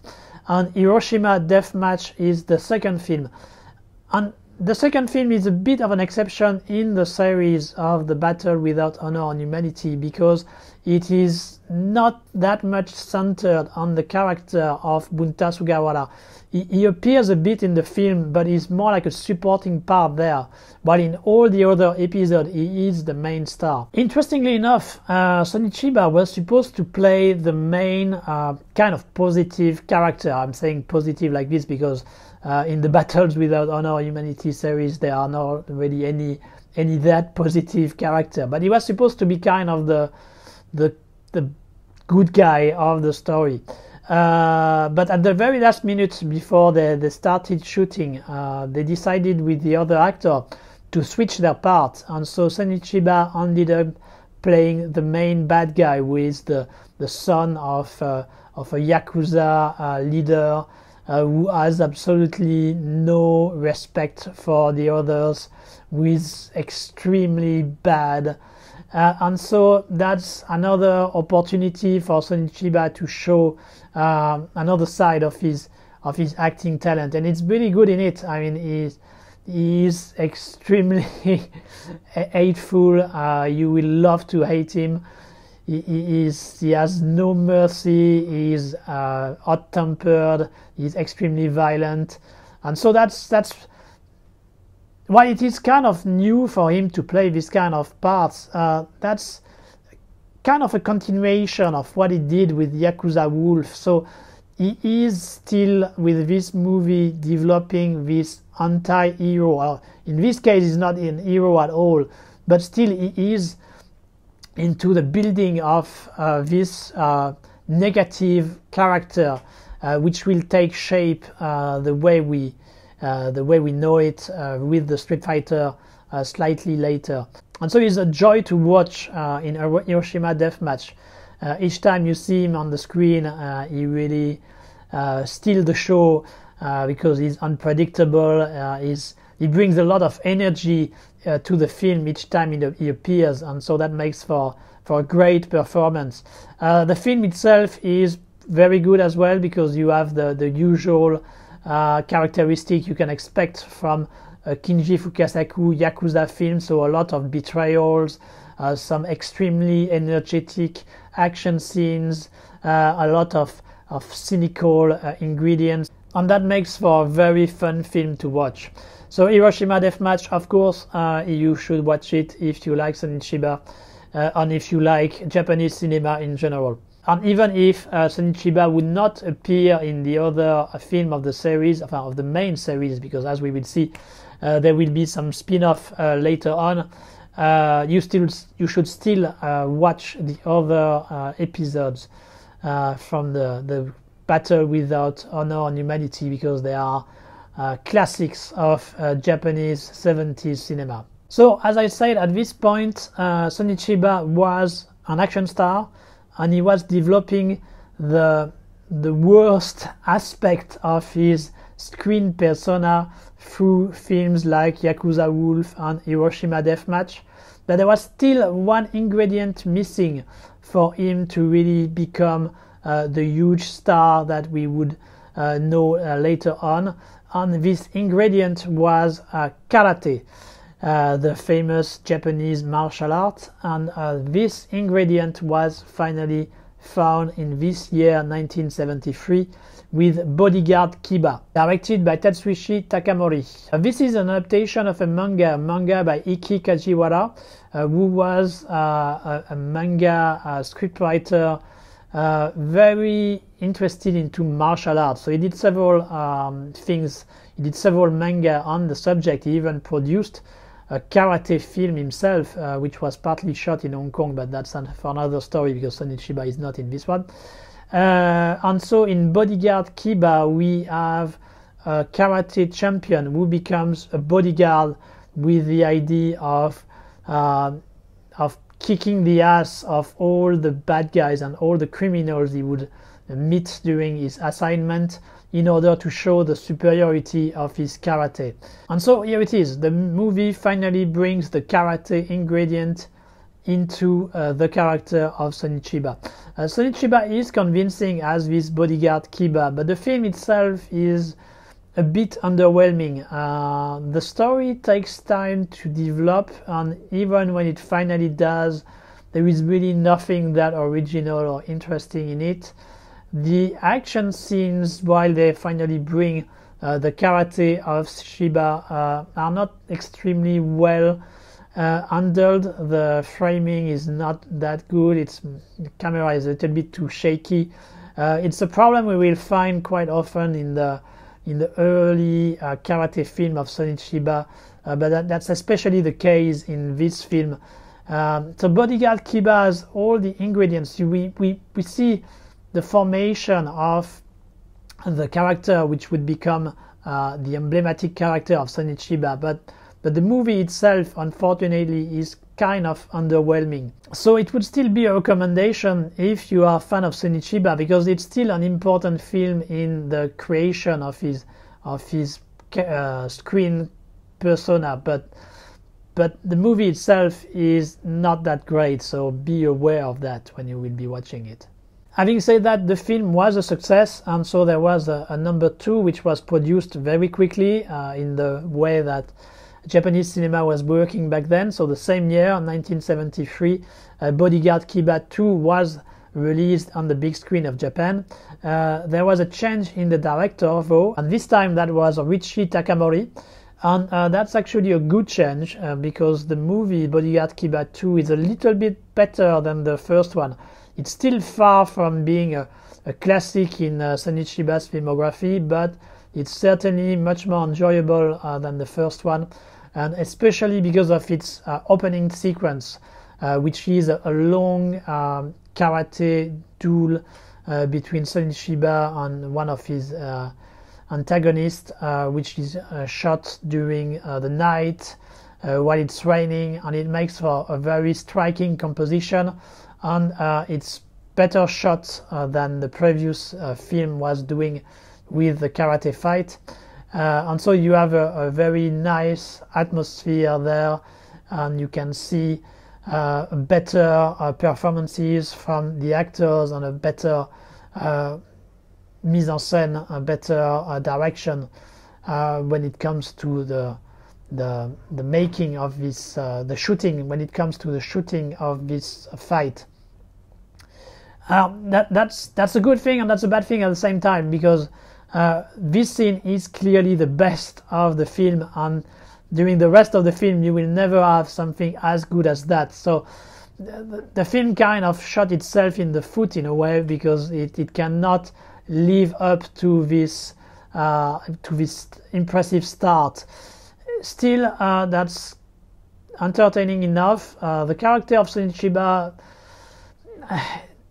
is a bit, there is something weird, because in the first one he was really a very tough character and almost anti-hero type, and in this one it's a bit more mellow, it's a bit more positive. It still has some anti-hero aspect, but it's still a bit more on the positive side, and in a way I think that makes it better. It makes the character a bit more relatable and a bit more interesting than the first one, where he was almost obsessed with karate and kicking bad guys.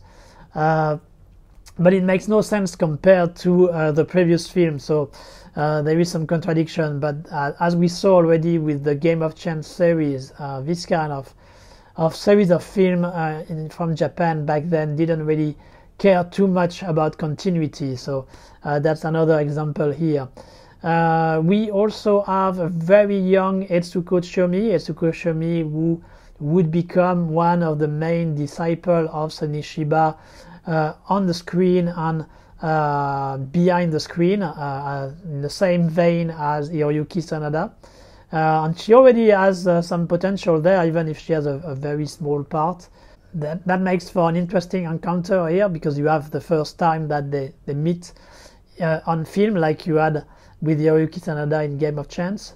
So that there are enough reasons for Bodyguard Kiba to be a slight recommendation. It's not a great film by any stretch of the imagination, but it's still made well enough to be entertaining and to be interesting enough to watch.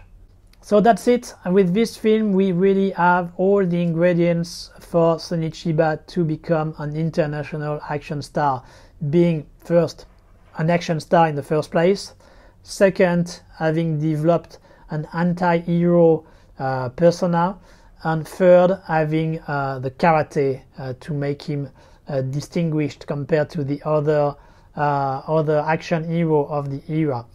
And he finally has all these ingredients together in the film, which would make him a huge international star. In the film, which is being watched by Christian Slater on Patricia Arquette in True Romance, and that is The Street Fighter, directed by Shigehiro Ozawa.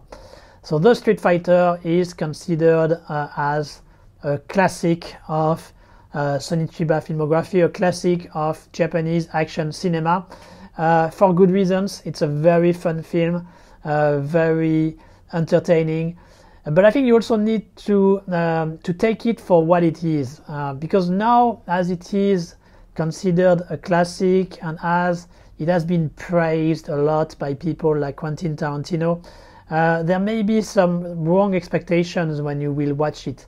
So it's a classic of exploitation cinema. It has to be said clearly. The Street Fighter is exploitation to the max. It's not a movie about martial arts in the same vein as the 36 Chamber of Shaolin by Lo Kar-leung, this kind of classic of martial arts filmmaking. That's not what the Street Fighter is. The Street Fighter is a classic of Japanese exploitation cinema, which was the major genre of Japanese cinema back then. So you have to be aware of that and take it for what it is. So it's a bit crazy, it's a bit degenerated, and that's what makes it so fun and so good. Let's talk a little bit about how the film came up to be. Actually, the movie was inspired by the Kung Fu film, which were the trend in Hong Kong. Sonny Chiba had done a movie before, the year before, in 1973, called Tokyo, Seoul, Bangkok, in which he also had a quick appearance in Hong Kong. He made a quick stop in Hong Kong in the film, and so he made it in real also. And it seems like the scriptwriter of the film was with him, and he went to see some films in Hong Kong which were being shown, and that were Kung Fu films. And so when he came back to Japan, he proposed Toei to do something of the same spirit, to do a bit of Kung Fu film, but Japanese style. And so there were some ideas being thrown at the time, and that's also a time during which Golden Harvest was trying to sell its Bruce Lee films. The Bruce Lee was still not the huge star it would become, because Enter the Dragon had not yet been released. But still, the Toei executives saw that there was potential there, and that's why they green-lighted the project of the Street Fighter. And there was at some point a discussion with Golden Harvest for the film to be a co-production, so co-production between Golden Harvest and Toei. And that information, I had it confirmed by an executive who was working at Golden Harvest at the time. So he confirmed me that there had been indeed some talk about it. But let's be clear, that was only talk, and there was nothing that solid about it. There was just the idea floating during a conversation between the two companies, and for reasons which were specific, let's say, to the politics of the Japanese studio at the time, the project didn't come up as a co-production, and at the end Toei did it by itself on its own. But you can still see in the film a lot of elements inspired by Hong Kong Kung Fu film, and you can still have some idea of what it could have been if the movie had been co-produced with Golden Harvest, because there are some scenes which are supposed to take place in Hong Kong, even if they are obviously shot in Japan. There are actors who are supposed to play Hong Kong characters, even if once again they are Japanese. There is only one shot of Hong Kong itself, which is probably a stock shot from one of the previous productions that Toei had made. They had done a couple of films directed by Teruo Ishii, shot in Hong Kong. So I think they took back some of the stock shots of those productions in order to have some real shot off Hong Kong, and all the rest were shot in Japan with Japanese actors. And if the movie had been a co-production, most likely those characters would have been played by real Golden Harvest actors. And Sonny Chiba must have seen also at least one or several of the Bruce Lee films, because he basically takes some of the gimmicks of Bruce Lee, what made him so famous, like the thing on the nose, the tasting the blood, this kind of gimmicks. He took them and he decided he would make it 100 times more, and so that's the way he created his character. He is overdoing everything, and that's why it's so fun. But once again, you have to be aware of that. It's not a subtle movie in any way. That's quite the opposite. What is so fun is that you have a Sonny Chiba who is overacting every part of his character, and that's a lot of fun. Sonny Chiba's character, Takuma Tsurugi, is someone who has absolutely no moral sense, of our very slight moral sense. He just doesn't like to be double-crossed, basically, but otherwise he has no problem with killing, with kidnapping, with having people rape others, or he is really extremely cynical and is only here for his own interest and his own benefit, and that's what makes his characters so interesting to watch, because there is really no concession there.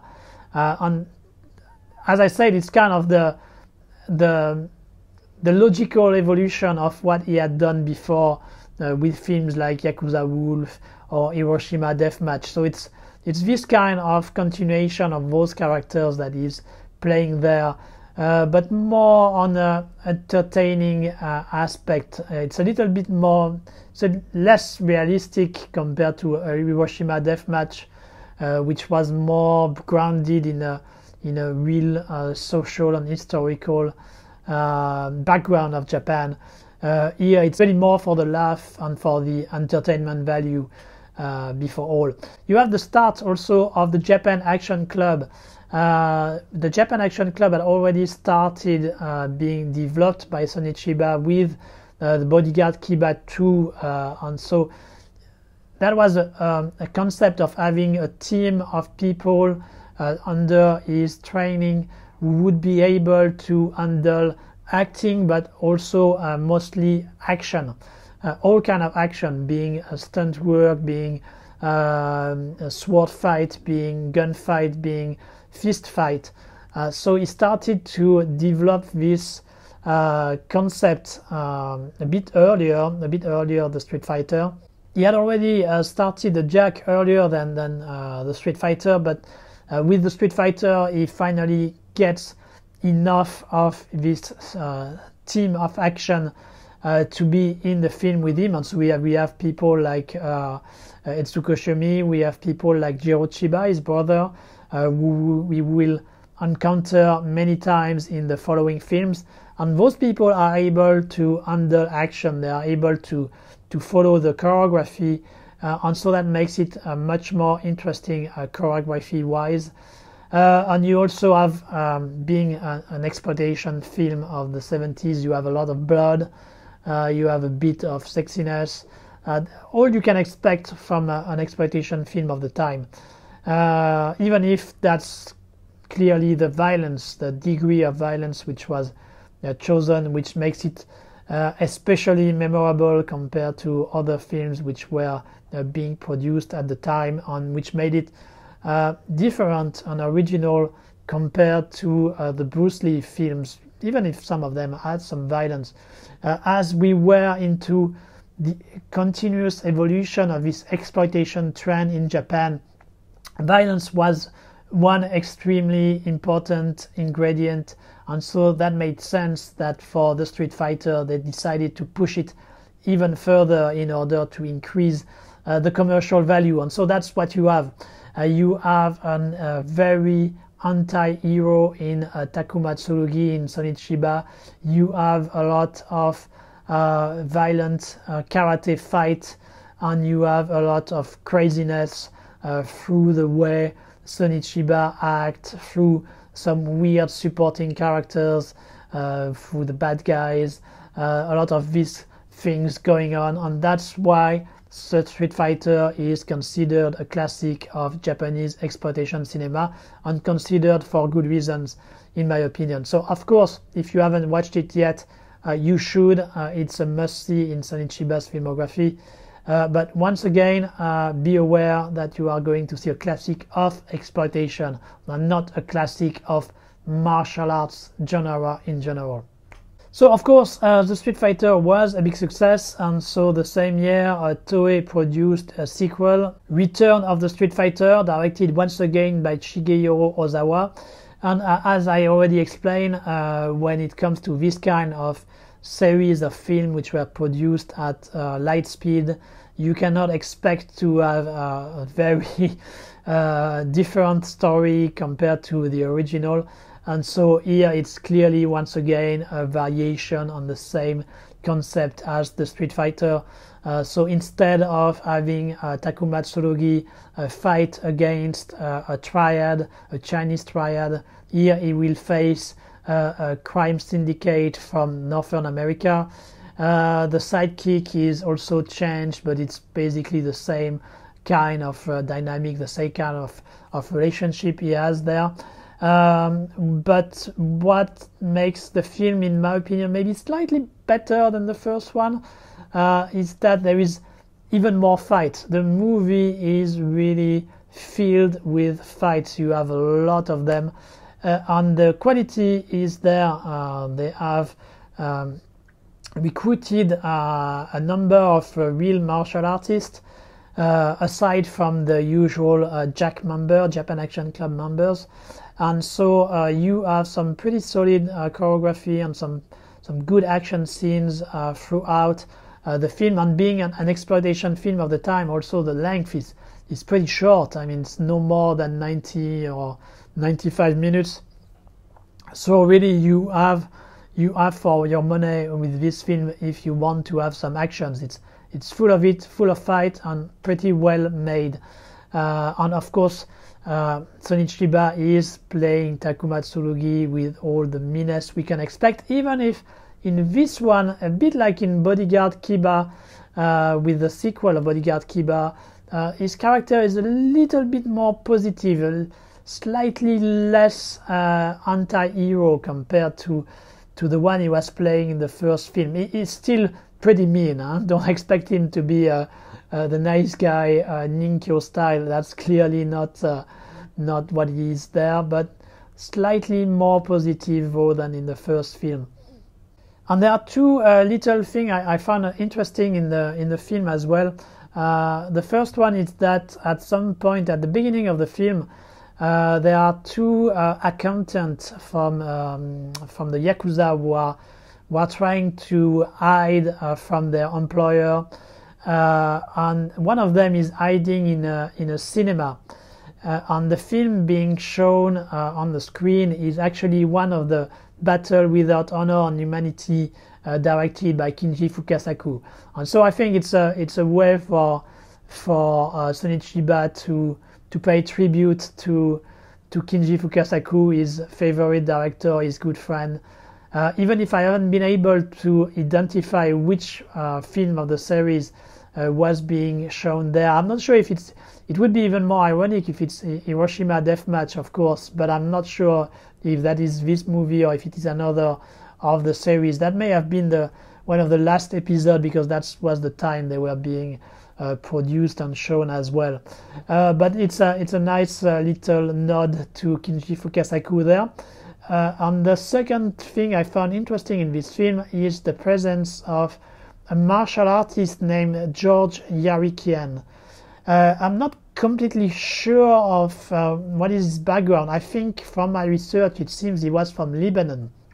He was a karate champion from Lebanon, and so he fights here with Sonny Chiba. What I find interesting is that the same year he appeared in The Tournament, a film directed by Wong Fung in Hong Kong with Angela Mao as the star.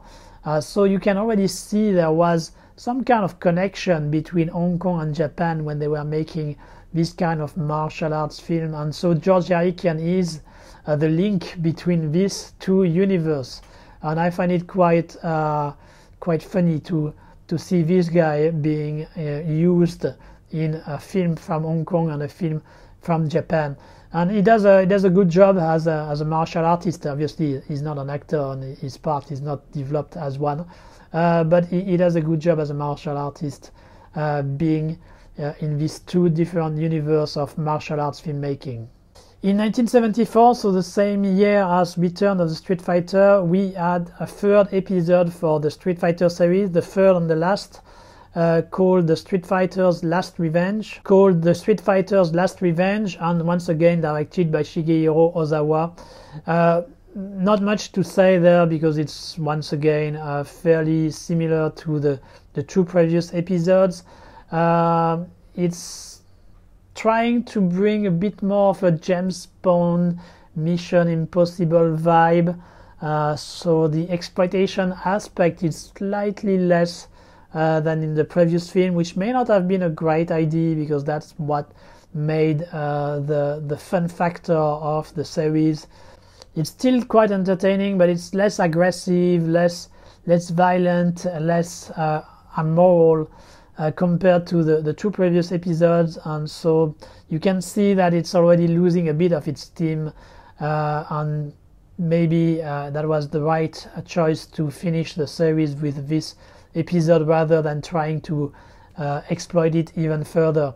Having said that, you also had Reiko Ike, who is in the film. Reiko Ike was one of the star of the Toei when it comes to eroticism, when it comes to exploitation with the girls, with the Sukeba and this kind of films. And so it's quite nice to have her with Sonny Chiba here. So Street Fighter's Last Revenge, of course, if you liked the two previous episodes, you should watch this one. You will still be quite entertained, but as I said, the series was already starting to lose a bit of its steam, and it was probably for the best to stop it there.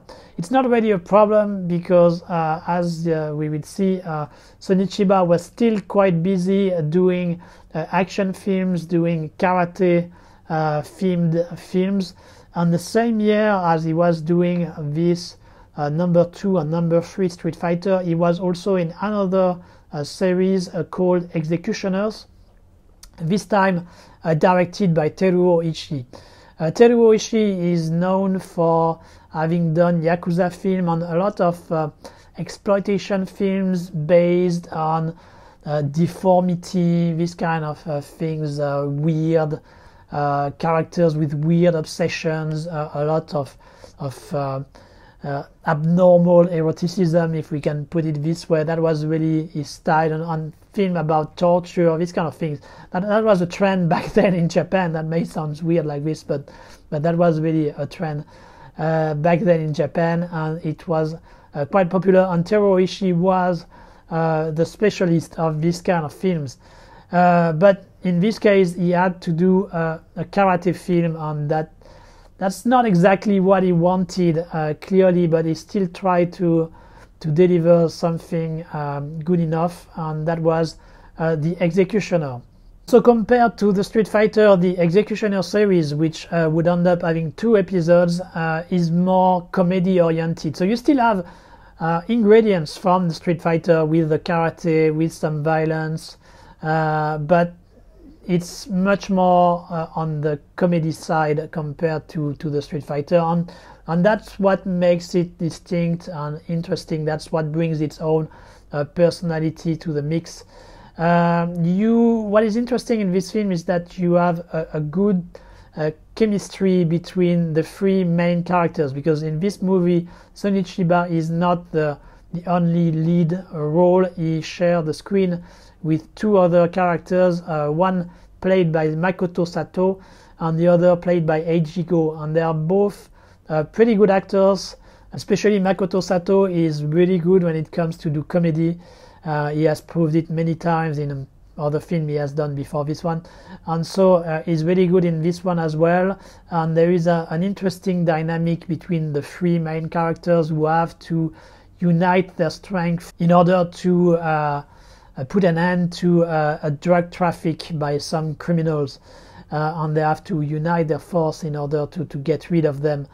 So the comedy aspect is pretty good. You have a few action scenes which are quite well done. It's nothing great, but it's still well done enough for if you are looking for karate themed action scenes. We also have once again George Yerikian, the Lebanese karate champion, appearing. But one of the most interesting aspects of this film is that actually it's the first film in which we have Chiba and Yasaki Kurata in the same film.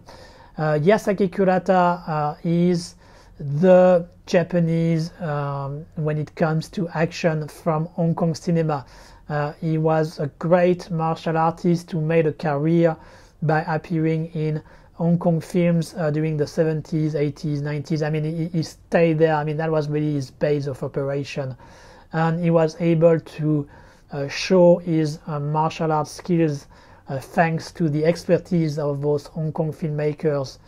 And he did a couple of films in Japan also during that time, but much less compared to the one he did in Hong Kong. And having them in the same film is really like having the two main karate, the two main martial art stars of Japan. So you had Sonny Chiba, who managed to become the incarnation of karate films, and you had Kurata, which could have been, I mean, he had as much charisma as Sonny Chiba and as good martial arts skills, but he chose not to develop his career in Japan and went to Hong Kong, probably for good reason, but because, as we will see, unfortunately the karate trend in Japanese cinema didn't last that long, so Kurata probably would not have been able to sustain a career just on that, so he probably did the right choice to go to Hong Kong at some point. But that's interesting to have them both in the same film. Having said that, the way Kurata appears in the story is very artificial. It really doesn't feel natural at all. It's more like we have him, so let's put him in the story in order to have some fight. And so he appears at the very end of the film, and he comes to kick butt of the bad guys, and he does it very well, but there is not much coherence compared to the rest of the story which was being told. And unfortunately also we don't really have an encounter between him and Sonny Chiba, so they are in the same film but they actually don't really interact with each other, and of course they don't fight with each other, which is a bit disappointment there. Still, the Executioner, quite fun variation on the karate films which were being made in Japan back then with this exploitation vibe. The comedy aspect gives it its own identity, and so it's still a pretty good choice, a pretty good viewing if you want to keep staying in this kind of universe of Japanese filmmaking. To the utter disappointment of Teruo Ishii, Executioner was actually a success, and so he ended up having to direct a second episode called Karate Inferno, which you can see he really didn't want to. And so while there was already a comedy aspect in the first one, in the second one it's really all about the comedy, and the action aspect is really behind comparatively. So you have the three main characters doing a lot of pranks, doing a lot of very stupid jokes to each other, and I think that reflects the mindset that Teruo Ishii had toward this series. You still have a few action scenes there and there, but you should not expect much. It's certainly much less compared to the previous episode. Still fairly entertaining. And this time the story is more like a caper. They have to to manage to steal something, then to find back someone who has been kidnapped. So there is more caper elements and much more comedy, lowbrow comedy in this Karate Inferno. Still kind of entertaining, I guess, but it's really one level below the Executioner, which was already not a masterpiece, even if it was a fun exploitation film. So this one, of course, you can keep going if you have watched the first episode, but yeah, don't go there with a huge expectation and take it for what it is. Basically the end of a series which was not meant to become a series anyway. Well, so that's for this Executioner series. We still remain in 1974 because 74 was a very busy year for Sonny Chiba. We are really entering the phase of Sonny Chiba's career where he was the most active in the cinema, because he was the karate action hero of Japanese cinema, and he was milking this trend, and Toei, the studio for which he was working, was milking this trend to its full extent. And another example of this exploitation was Sister Street Fighter with Etsuko Shomi. So Etsuko Shomi, I've already mentioned her before. It was one of the disciples of Sonny Chiba. She was part of the Japan Action Club, and she was groomed by Toei to become an action star of her own in a move which is kind of similar to what Golden Harvest was doing with Angela Mao, trying to make Angela Mao the female Bruce Lee. And so Etsuko Shomi was supposed to be the female Sonny Chiba. And once again, that was one of those projects which had been considered for a co-production with Golden Harvest, but didn't come up like the Street Fighter. And once again, you have some elements of this attempt in the story, because Etsuko Shomi is playing a character with mixed Chinese, mixed Japanese, and working for the Hong Kong police, and was sent to Japan in order to find back her brother, who was an undercover cop trying to put an end to a drug traffic originating from Japan. The movie is really an Etsuko Shomi vehicle, and Etsuko Shomi is great. She was really a great choice to be an action star during that time. I mean, she had a great look. She has very good martial arts skills. Her kicks are top-notch. She really delivers when it comes to the action scenes. Sonny Chiba's part, of course, it's not his film, so he is more into a kind of luxury cameo. He is a karate master who will come to the help of Etsuko, and he has a nice action scene actually near the end where he really delivers the good. Once again, he really shows his own martial arts skills, but at the same time he's not stealing the spotlight from Etsuko. It's still the movie ends up with Etsuko. It's not like My Young Auntie, in which when Lau Kar-leung arrives during the finale, he steals the show, and it's no longer Karawai film, but it becomes Lau Kar-leung film. Here Sonny Chiba doesn't do that. He has a good action scene as we want him to have, but it's still first and foremost an Etsuko Shomi film. You also have a gallery of characters, very eccentric, very weird, and that helps to make the movie quite entertaining. So Sister Street Fighter is a good spin-off from the Street Fighter series. The movie was quite successful, and the production company Toei did several others. There was in total 4 Sister Street Fighter, so it was a quite successful series. But the Sister Street Fighter, the first one, is the only one in which Sonny Chiba appears, so we will stick to this one in this retrospective of Sonny Chiba, of course. So Etsuko, as I said, did several Sister Street Fighter films, but she also appeared in other films, and one of them was made in 1975 and was called 13 Steps of Maki, the Young Aristocrats.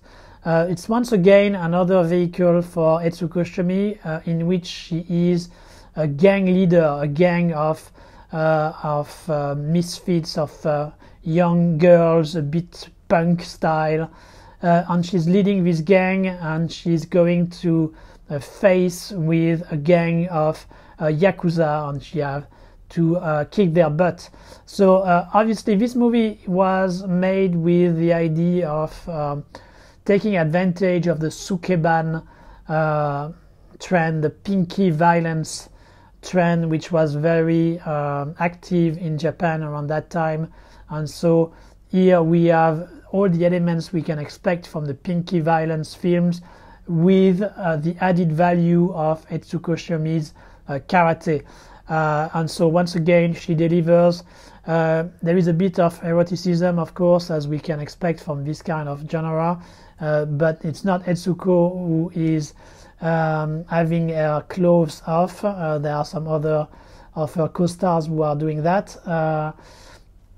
It's a fun movie. It's very short. Once again, it goes to the point. There is not much fat. You really get what you want from this kind of film, and nothing more, nothing less. Sonny Chiba has only a cameo, an even shorter cameo compared to Sister Street Fighter. He is playing the brother of Maki, and he is the one who is training her in karate. And so we have a nice little training sequence between the two. It's nice to see him here, but that's pretty much it. You can see that at this point Etsuko was famous enough that when she was doing this kind of vehicles, she didn't necessarily need the presence of Sonny Chiba that much, and it is something which will repeat itself in another film of 1976, which we will discuss in the next video. But anyway, 13 Steps of Maki, good mix of karate action and pinky violence. So if you have the opportunity, check it, but don't expect much from Sonny Chiba. As I said, he only has a cameo in the film. Still in 1975, Sonny Chiba was in Wolf Guy, directed by Kazuhiko Yamaguchi, an adaptation from a manga by Kazumara Hirai, in which Sonny Chiba plays someone who is the last remnant of some werewolf race. That's a weird concept, but anyway, that's what it is. He's playing a journalist who will discover actually his real origin and what has been happening to his people, and that's really Japanese exploitation at its utmost. I don't want to say at its best, but I mean, you have all the ingredients you can expect from Japanese exploitation films. So you have a lot of violence and blood, you have eroticism, you have rapes being one of the ingredients you could not miss from a Japanese exploitation.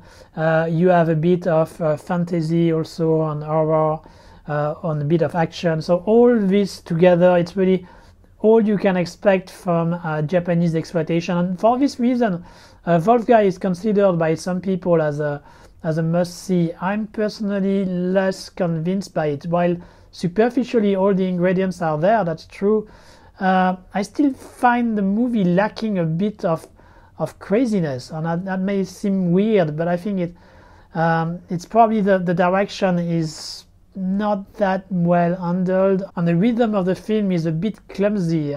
It's not really smooth in the storytelling, and that's a bit of a problem for me. I had difficulty to really get into the character of Sonny Chiba and the story being told there.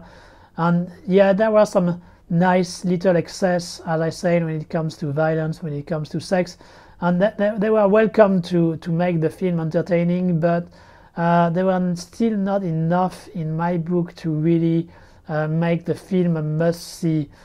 So personally, I'm not that convinced by this Wolf Guy. I think there was maybe something more which could have been made with this concept, but the film, in my opinion, didn't deliver as much as it should. When it comes to Wolf and Sonny Chiba, I still stick to my Yakuza Wolf rather than this Wolf guy. We will still stick to 1975 for a couple more films, and that's actually the year we will end up this video on. So another film which he did in 1975 is Super Express 109, directed by Junya Sato.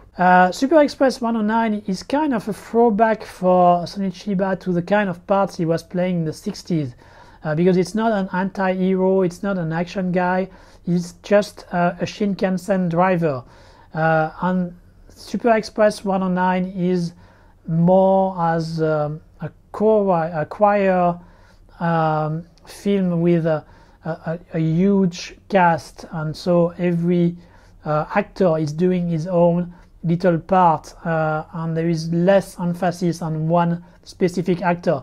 If we want to really stick to the main character, if you want to find one main character of Super Express 109, that would be Kenta Kakura much more than Sonny Chiba. Having said that, the film is pretty good. The concept is quite interesting, and you will notice that this concept was reused later by Hollywood, because the story is a group of political activists who turn kind of terrorist by putting a bomb in a Shinkansen, and if the Shinkansen goes under a certain speed, the bomb would explode. So obviously you recognize the concept for Speed, which Jan de Bont would direct much later, like 20 years later, with Kenny Reeves and Dennis Hopper. But the concept was first found here in Super Express 109 by Junya Sato. The movie is well handled. It's both thrilling because of this threat of the bomb exploding at any time, and you also have a bit of a social and political value in the film. There is some use of the current political problems and social problems that Japan was facing at the time, and so that makes for an interesting mix. The cast is great. I mean, all the actors that do a very good job. So Sonny Chiba is good in his part as normal Shinkansen driver who is just trying to do what he can in order to have the situation safe.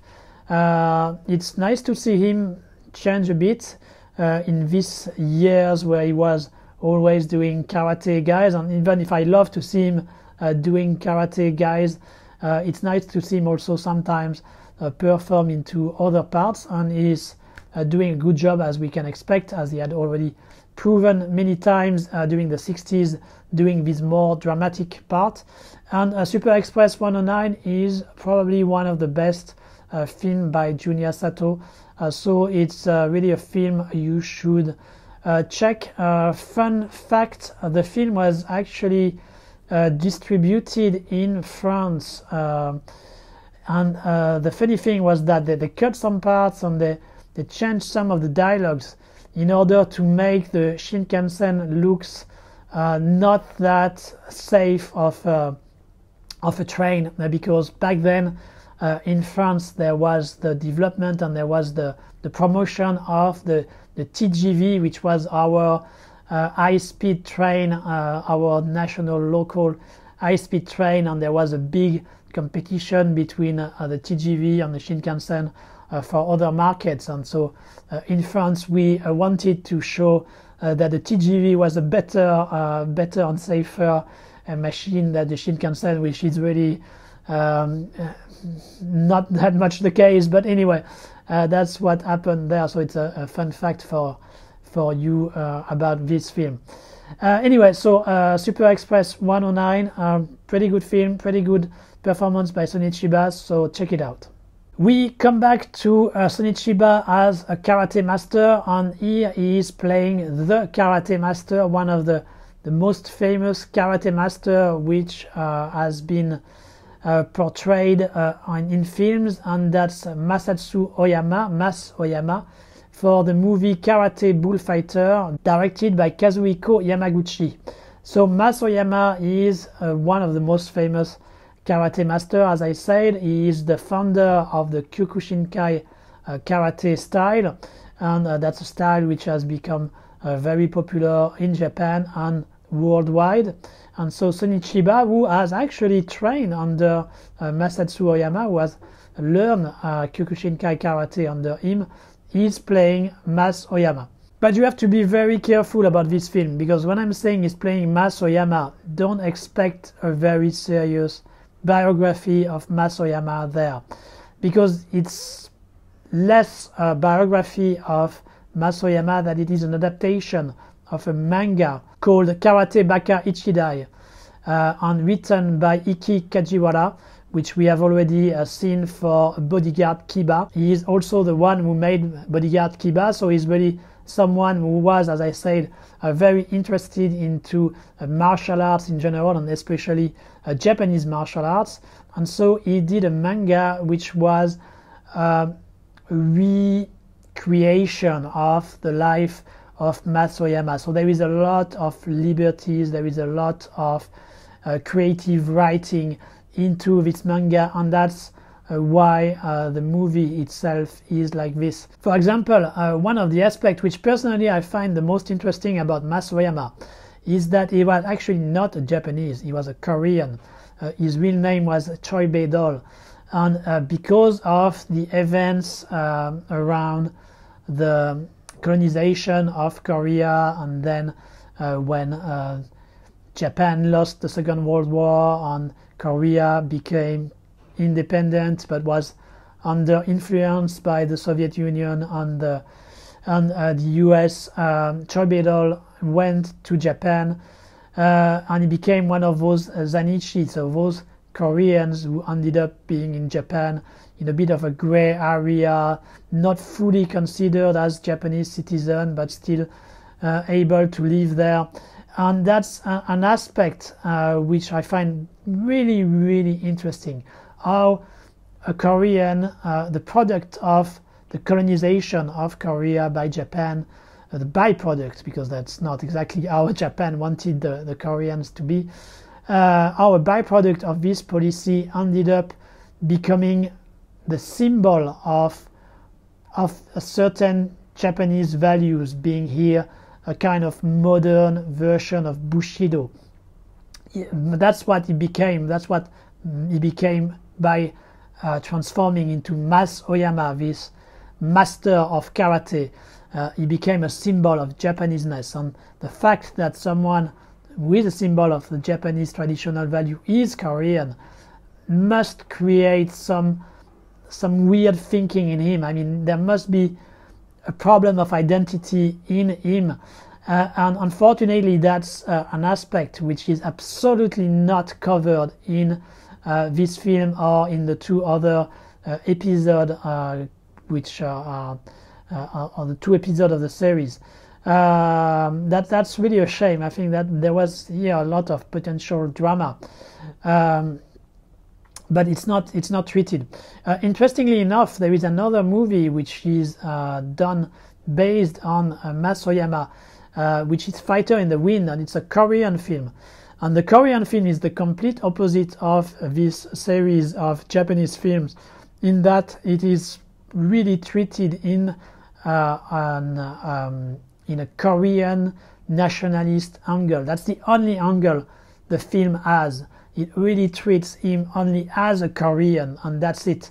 And I think that's unfortunately as clumsy as the way this movie deals with the character. I think the truth of Mas Oyama lies in between these two aspects, but none of them deals it with the subtlety and with the dramatic value that it would require. So instead, what do we have? We have actually a movie which is more in line with the exploitation trend that we had in Japan back then. There are some elements in the story which are directly from this kind of trend. For example, Masoyama at some point meets a girl, he rapes her, but finally she falls in love with him, and that's the kind of things which you found in a lot of exploitation film from Japan around that time. Of course, that's morally very arguable, to say the least, but anyway, that was a common narrative device, story device being used in this kind of film back then. And so the movie Karate Bullfighter used some of this exploitation aspect. There is also at some point a relationship with a young boy, and that's something which was often used in a film of this period. Another aspect which is in the film and which is completely in line with the manga, which is directly taken from the manga. According to the legend, Masoyama founded the style of the Karate Kyokushinkai when he went for several months in the mountain, and he had nothing to do over there except training, meditating, and he had only one book, which was a book by Miyamoto Musashi, the very famous swordsman. Ikki Kajiwara, the writer of the original manga, took that one step forward and used elements from the biography of Miyamoto Musashi, which was written by Eiji Yoshikawa, and he used some elements of his biography and he put them in the story of Masoyama. And so we find back these elements in the film, in Karate Bullfighter, when you have, for example, the whole story arc about him killing someone and trying to repent by helping his family. That's something which is taken directly from Eiji Yoshikawa's book. You also have a similar idea in the end, the final scene, when you have the character of Masoyama who have to fight in some kind of grassland, very tall grass, and he has to hide there in order to get rid of his opponents. And that's once again something which is taken directly from Eiji Yoshikawa's book. So clearly there is the idea of trying to make Masoyama some kind of modern Miyamoto Musashi, and that's not necessarily a bad thing, because the book by Eiji Yoshikawa is a great book and it's full of very good ideas. So at least it's a good thing that it's taken from this kind of good inspiration. But once again, that's kind of ironic to this idea of transforming this Zainichi, this guy from Korean origin, into a symbol of Japanese values, of the old traditional Japanese values of Bushido. Because of this structure, because of being an adaptation of a manga, the movie lacks a bit of structure. So it's a bit some different stories which are vaguely connected, and so it doesn't make for completely well-structured, well-organized film. But if you take the story individually, they are in general okay, and they are quite good sometimes, like the one I mentioned when he tries to repent himself.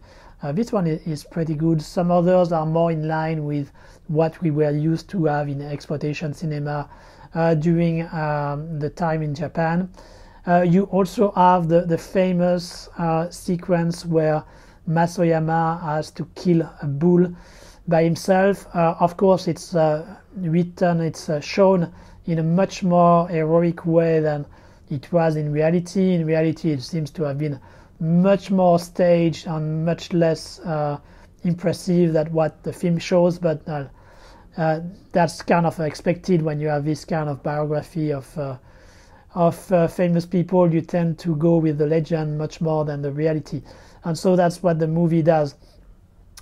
In general, A Karate Bullfighter is a pretty good film. It's not as good as it could have been, in my opinion. The potential for much more was there, but it's not fulfilled. Another interesting idea that the film has is for the climax, the final of the film, when you have Sonny Chiba fighting different member of a karate school, and so he has to face different people, and he has to face them one by one, and there is an emphasis which is put on the breathing. The character Sonny Chiba has to be very careful with his breathing, because if he exhausts himself, he would not be able to fight well against each of his opponents. So he has to be very careful of that, and I think that's a very good idea, and it's very good to have it in a movie, because if you have practiced martial arts yourself, you most likely know that breathing is a extremely important aspect of a fight. If you have done some sparring, or if you have done some real fight, you know that after like 30 seconds you are already panting like crazy. So to have this element in a film about martial art, I think is a very good idea, and so that adds a little bit of originality and an interesting factor to a film which is still quite okay, quite good, but falls short compared to the potential it had. This movie was quite successful, so 2 more films about Masoyama were produced. We will talk about the third one in the second video, but the second one was produced the same year in 1975, and it's called Karate Bear Fighter, and in my opinion that's the weakest of the 3. As I said, when you have this kind of series which were produced extremely fast, you don't have much in terms of story, because the scriptwriter could not come up with a new concept fast enough, so it's a variation of the first movie. And in Karate Bear Fighter we have the same scenario there. It's basically the same story, except that instead of having him kill a bull, this time he kill a bear, and in general it's, even if the scene where Sonny Chiba was killing the bull was a bit clumsy, it was still fairly believable. With Karate Bear Fighter there is nothing believable. You are really entering into the area of camp and cheesiness, because the bear is just a poor guy in a suit, and it's very obvious, and the director is trying very hard to use some kind of tricks in order to make it convincing, but it doesn't work at all. So it ends up being more laughable than anything else. And another thing which makes the film disappointing is that while there had been some kind of evolution in the character in the first film, he was shown as very rough, very violent, and he became much more morally upstanding. So there was an evolution in the character in the first film, but in the second it's like completely given up, and he's back doing bad stuff. In the beginning he's helping some Yakuza, he's a drunk, so he's basically back from the step 1 from the first film. So it's a bit frustrating. You feel like, so what was the point of all the evolution he had experienced in the first film? But as I said, with this kind of series there was not a very strong sense of continuity, and so we feel it there again. Still there are some okay fights there and there, but as I said, compared to the first one or compared to the third one, this second episode is really the weakest link. Still in 1975 he was in another Battle Without Honor on Humanity, but it's the new Battle Without Honor on Humanity. As I said when I talk about Hiroshima Deathmatch, the Battle Without Honor on Humanity was a big success, and it was a series of 5 films. And after they finished this series of 5 films, Toei asked Kinji Fukasaku to do more film in this style, and that became the new Battle Without Honor on Humanity, a series which is 3 films strong, if I'm correct. I have a doubt. I think there is a bit more. No, there is more than 3, but at least the 3 of them were directed by Kinji Fukasaku. Then you had some other directors taking the lead. Contrary to the original Battle Without Honor on Humanity series, this new Battle Without Honor on Humanity were standalone stories. They were not directly connected to the original series of film, and they were not connected with each other. They were just standalone stories with the style of the Jitsurogu, the style of this realistic, cynical Yakuza film, which Kinji Fukasaku was the master of. And so there was one of those new battle without honor or humanity called the Boss Head, in which Sonny Chiba appears, but once again it is only a very, very short cameo. He's basically a barman in one scene, and that's it. If you move your head 2 seconds when watching the scene, you will miss him. I mean, he's really just appearing just for the fun and nothing more, nothing else. So you should not watch this film if it's just because you want to see Sonny Chiba. You are going to be disappointing. But you should still watch the film because the film itself is really good. As I said, Kinji Fukasaku was the master of this kind of Yakuza cynical story, and this one is very emblematic of what he was doing. So in it we have Bunta Sugawara, who is playing a character completely different from the original Battle Without Honor and Humanity, who ends up killing someone for a Yakuza family, and so he goes to jail, and he was promised a big sum of money when he would come out of prison. And so when that's the case, when he comes out of prison, he goes to the Yakuza family to ask for the money. Problem is the Yakuza family doesn't really want to give him what they had promised him, and that makes Bunta completely going mental, and he starts to completely harass the Yakuza family.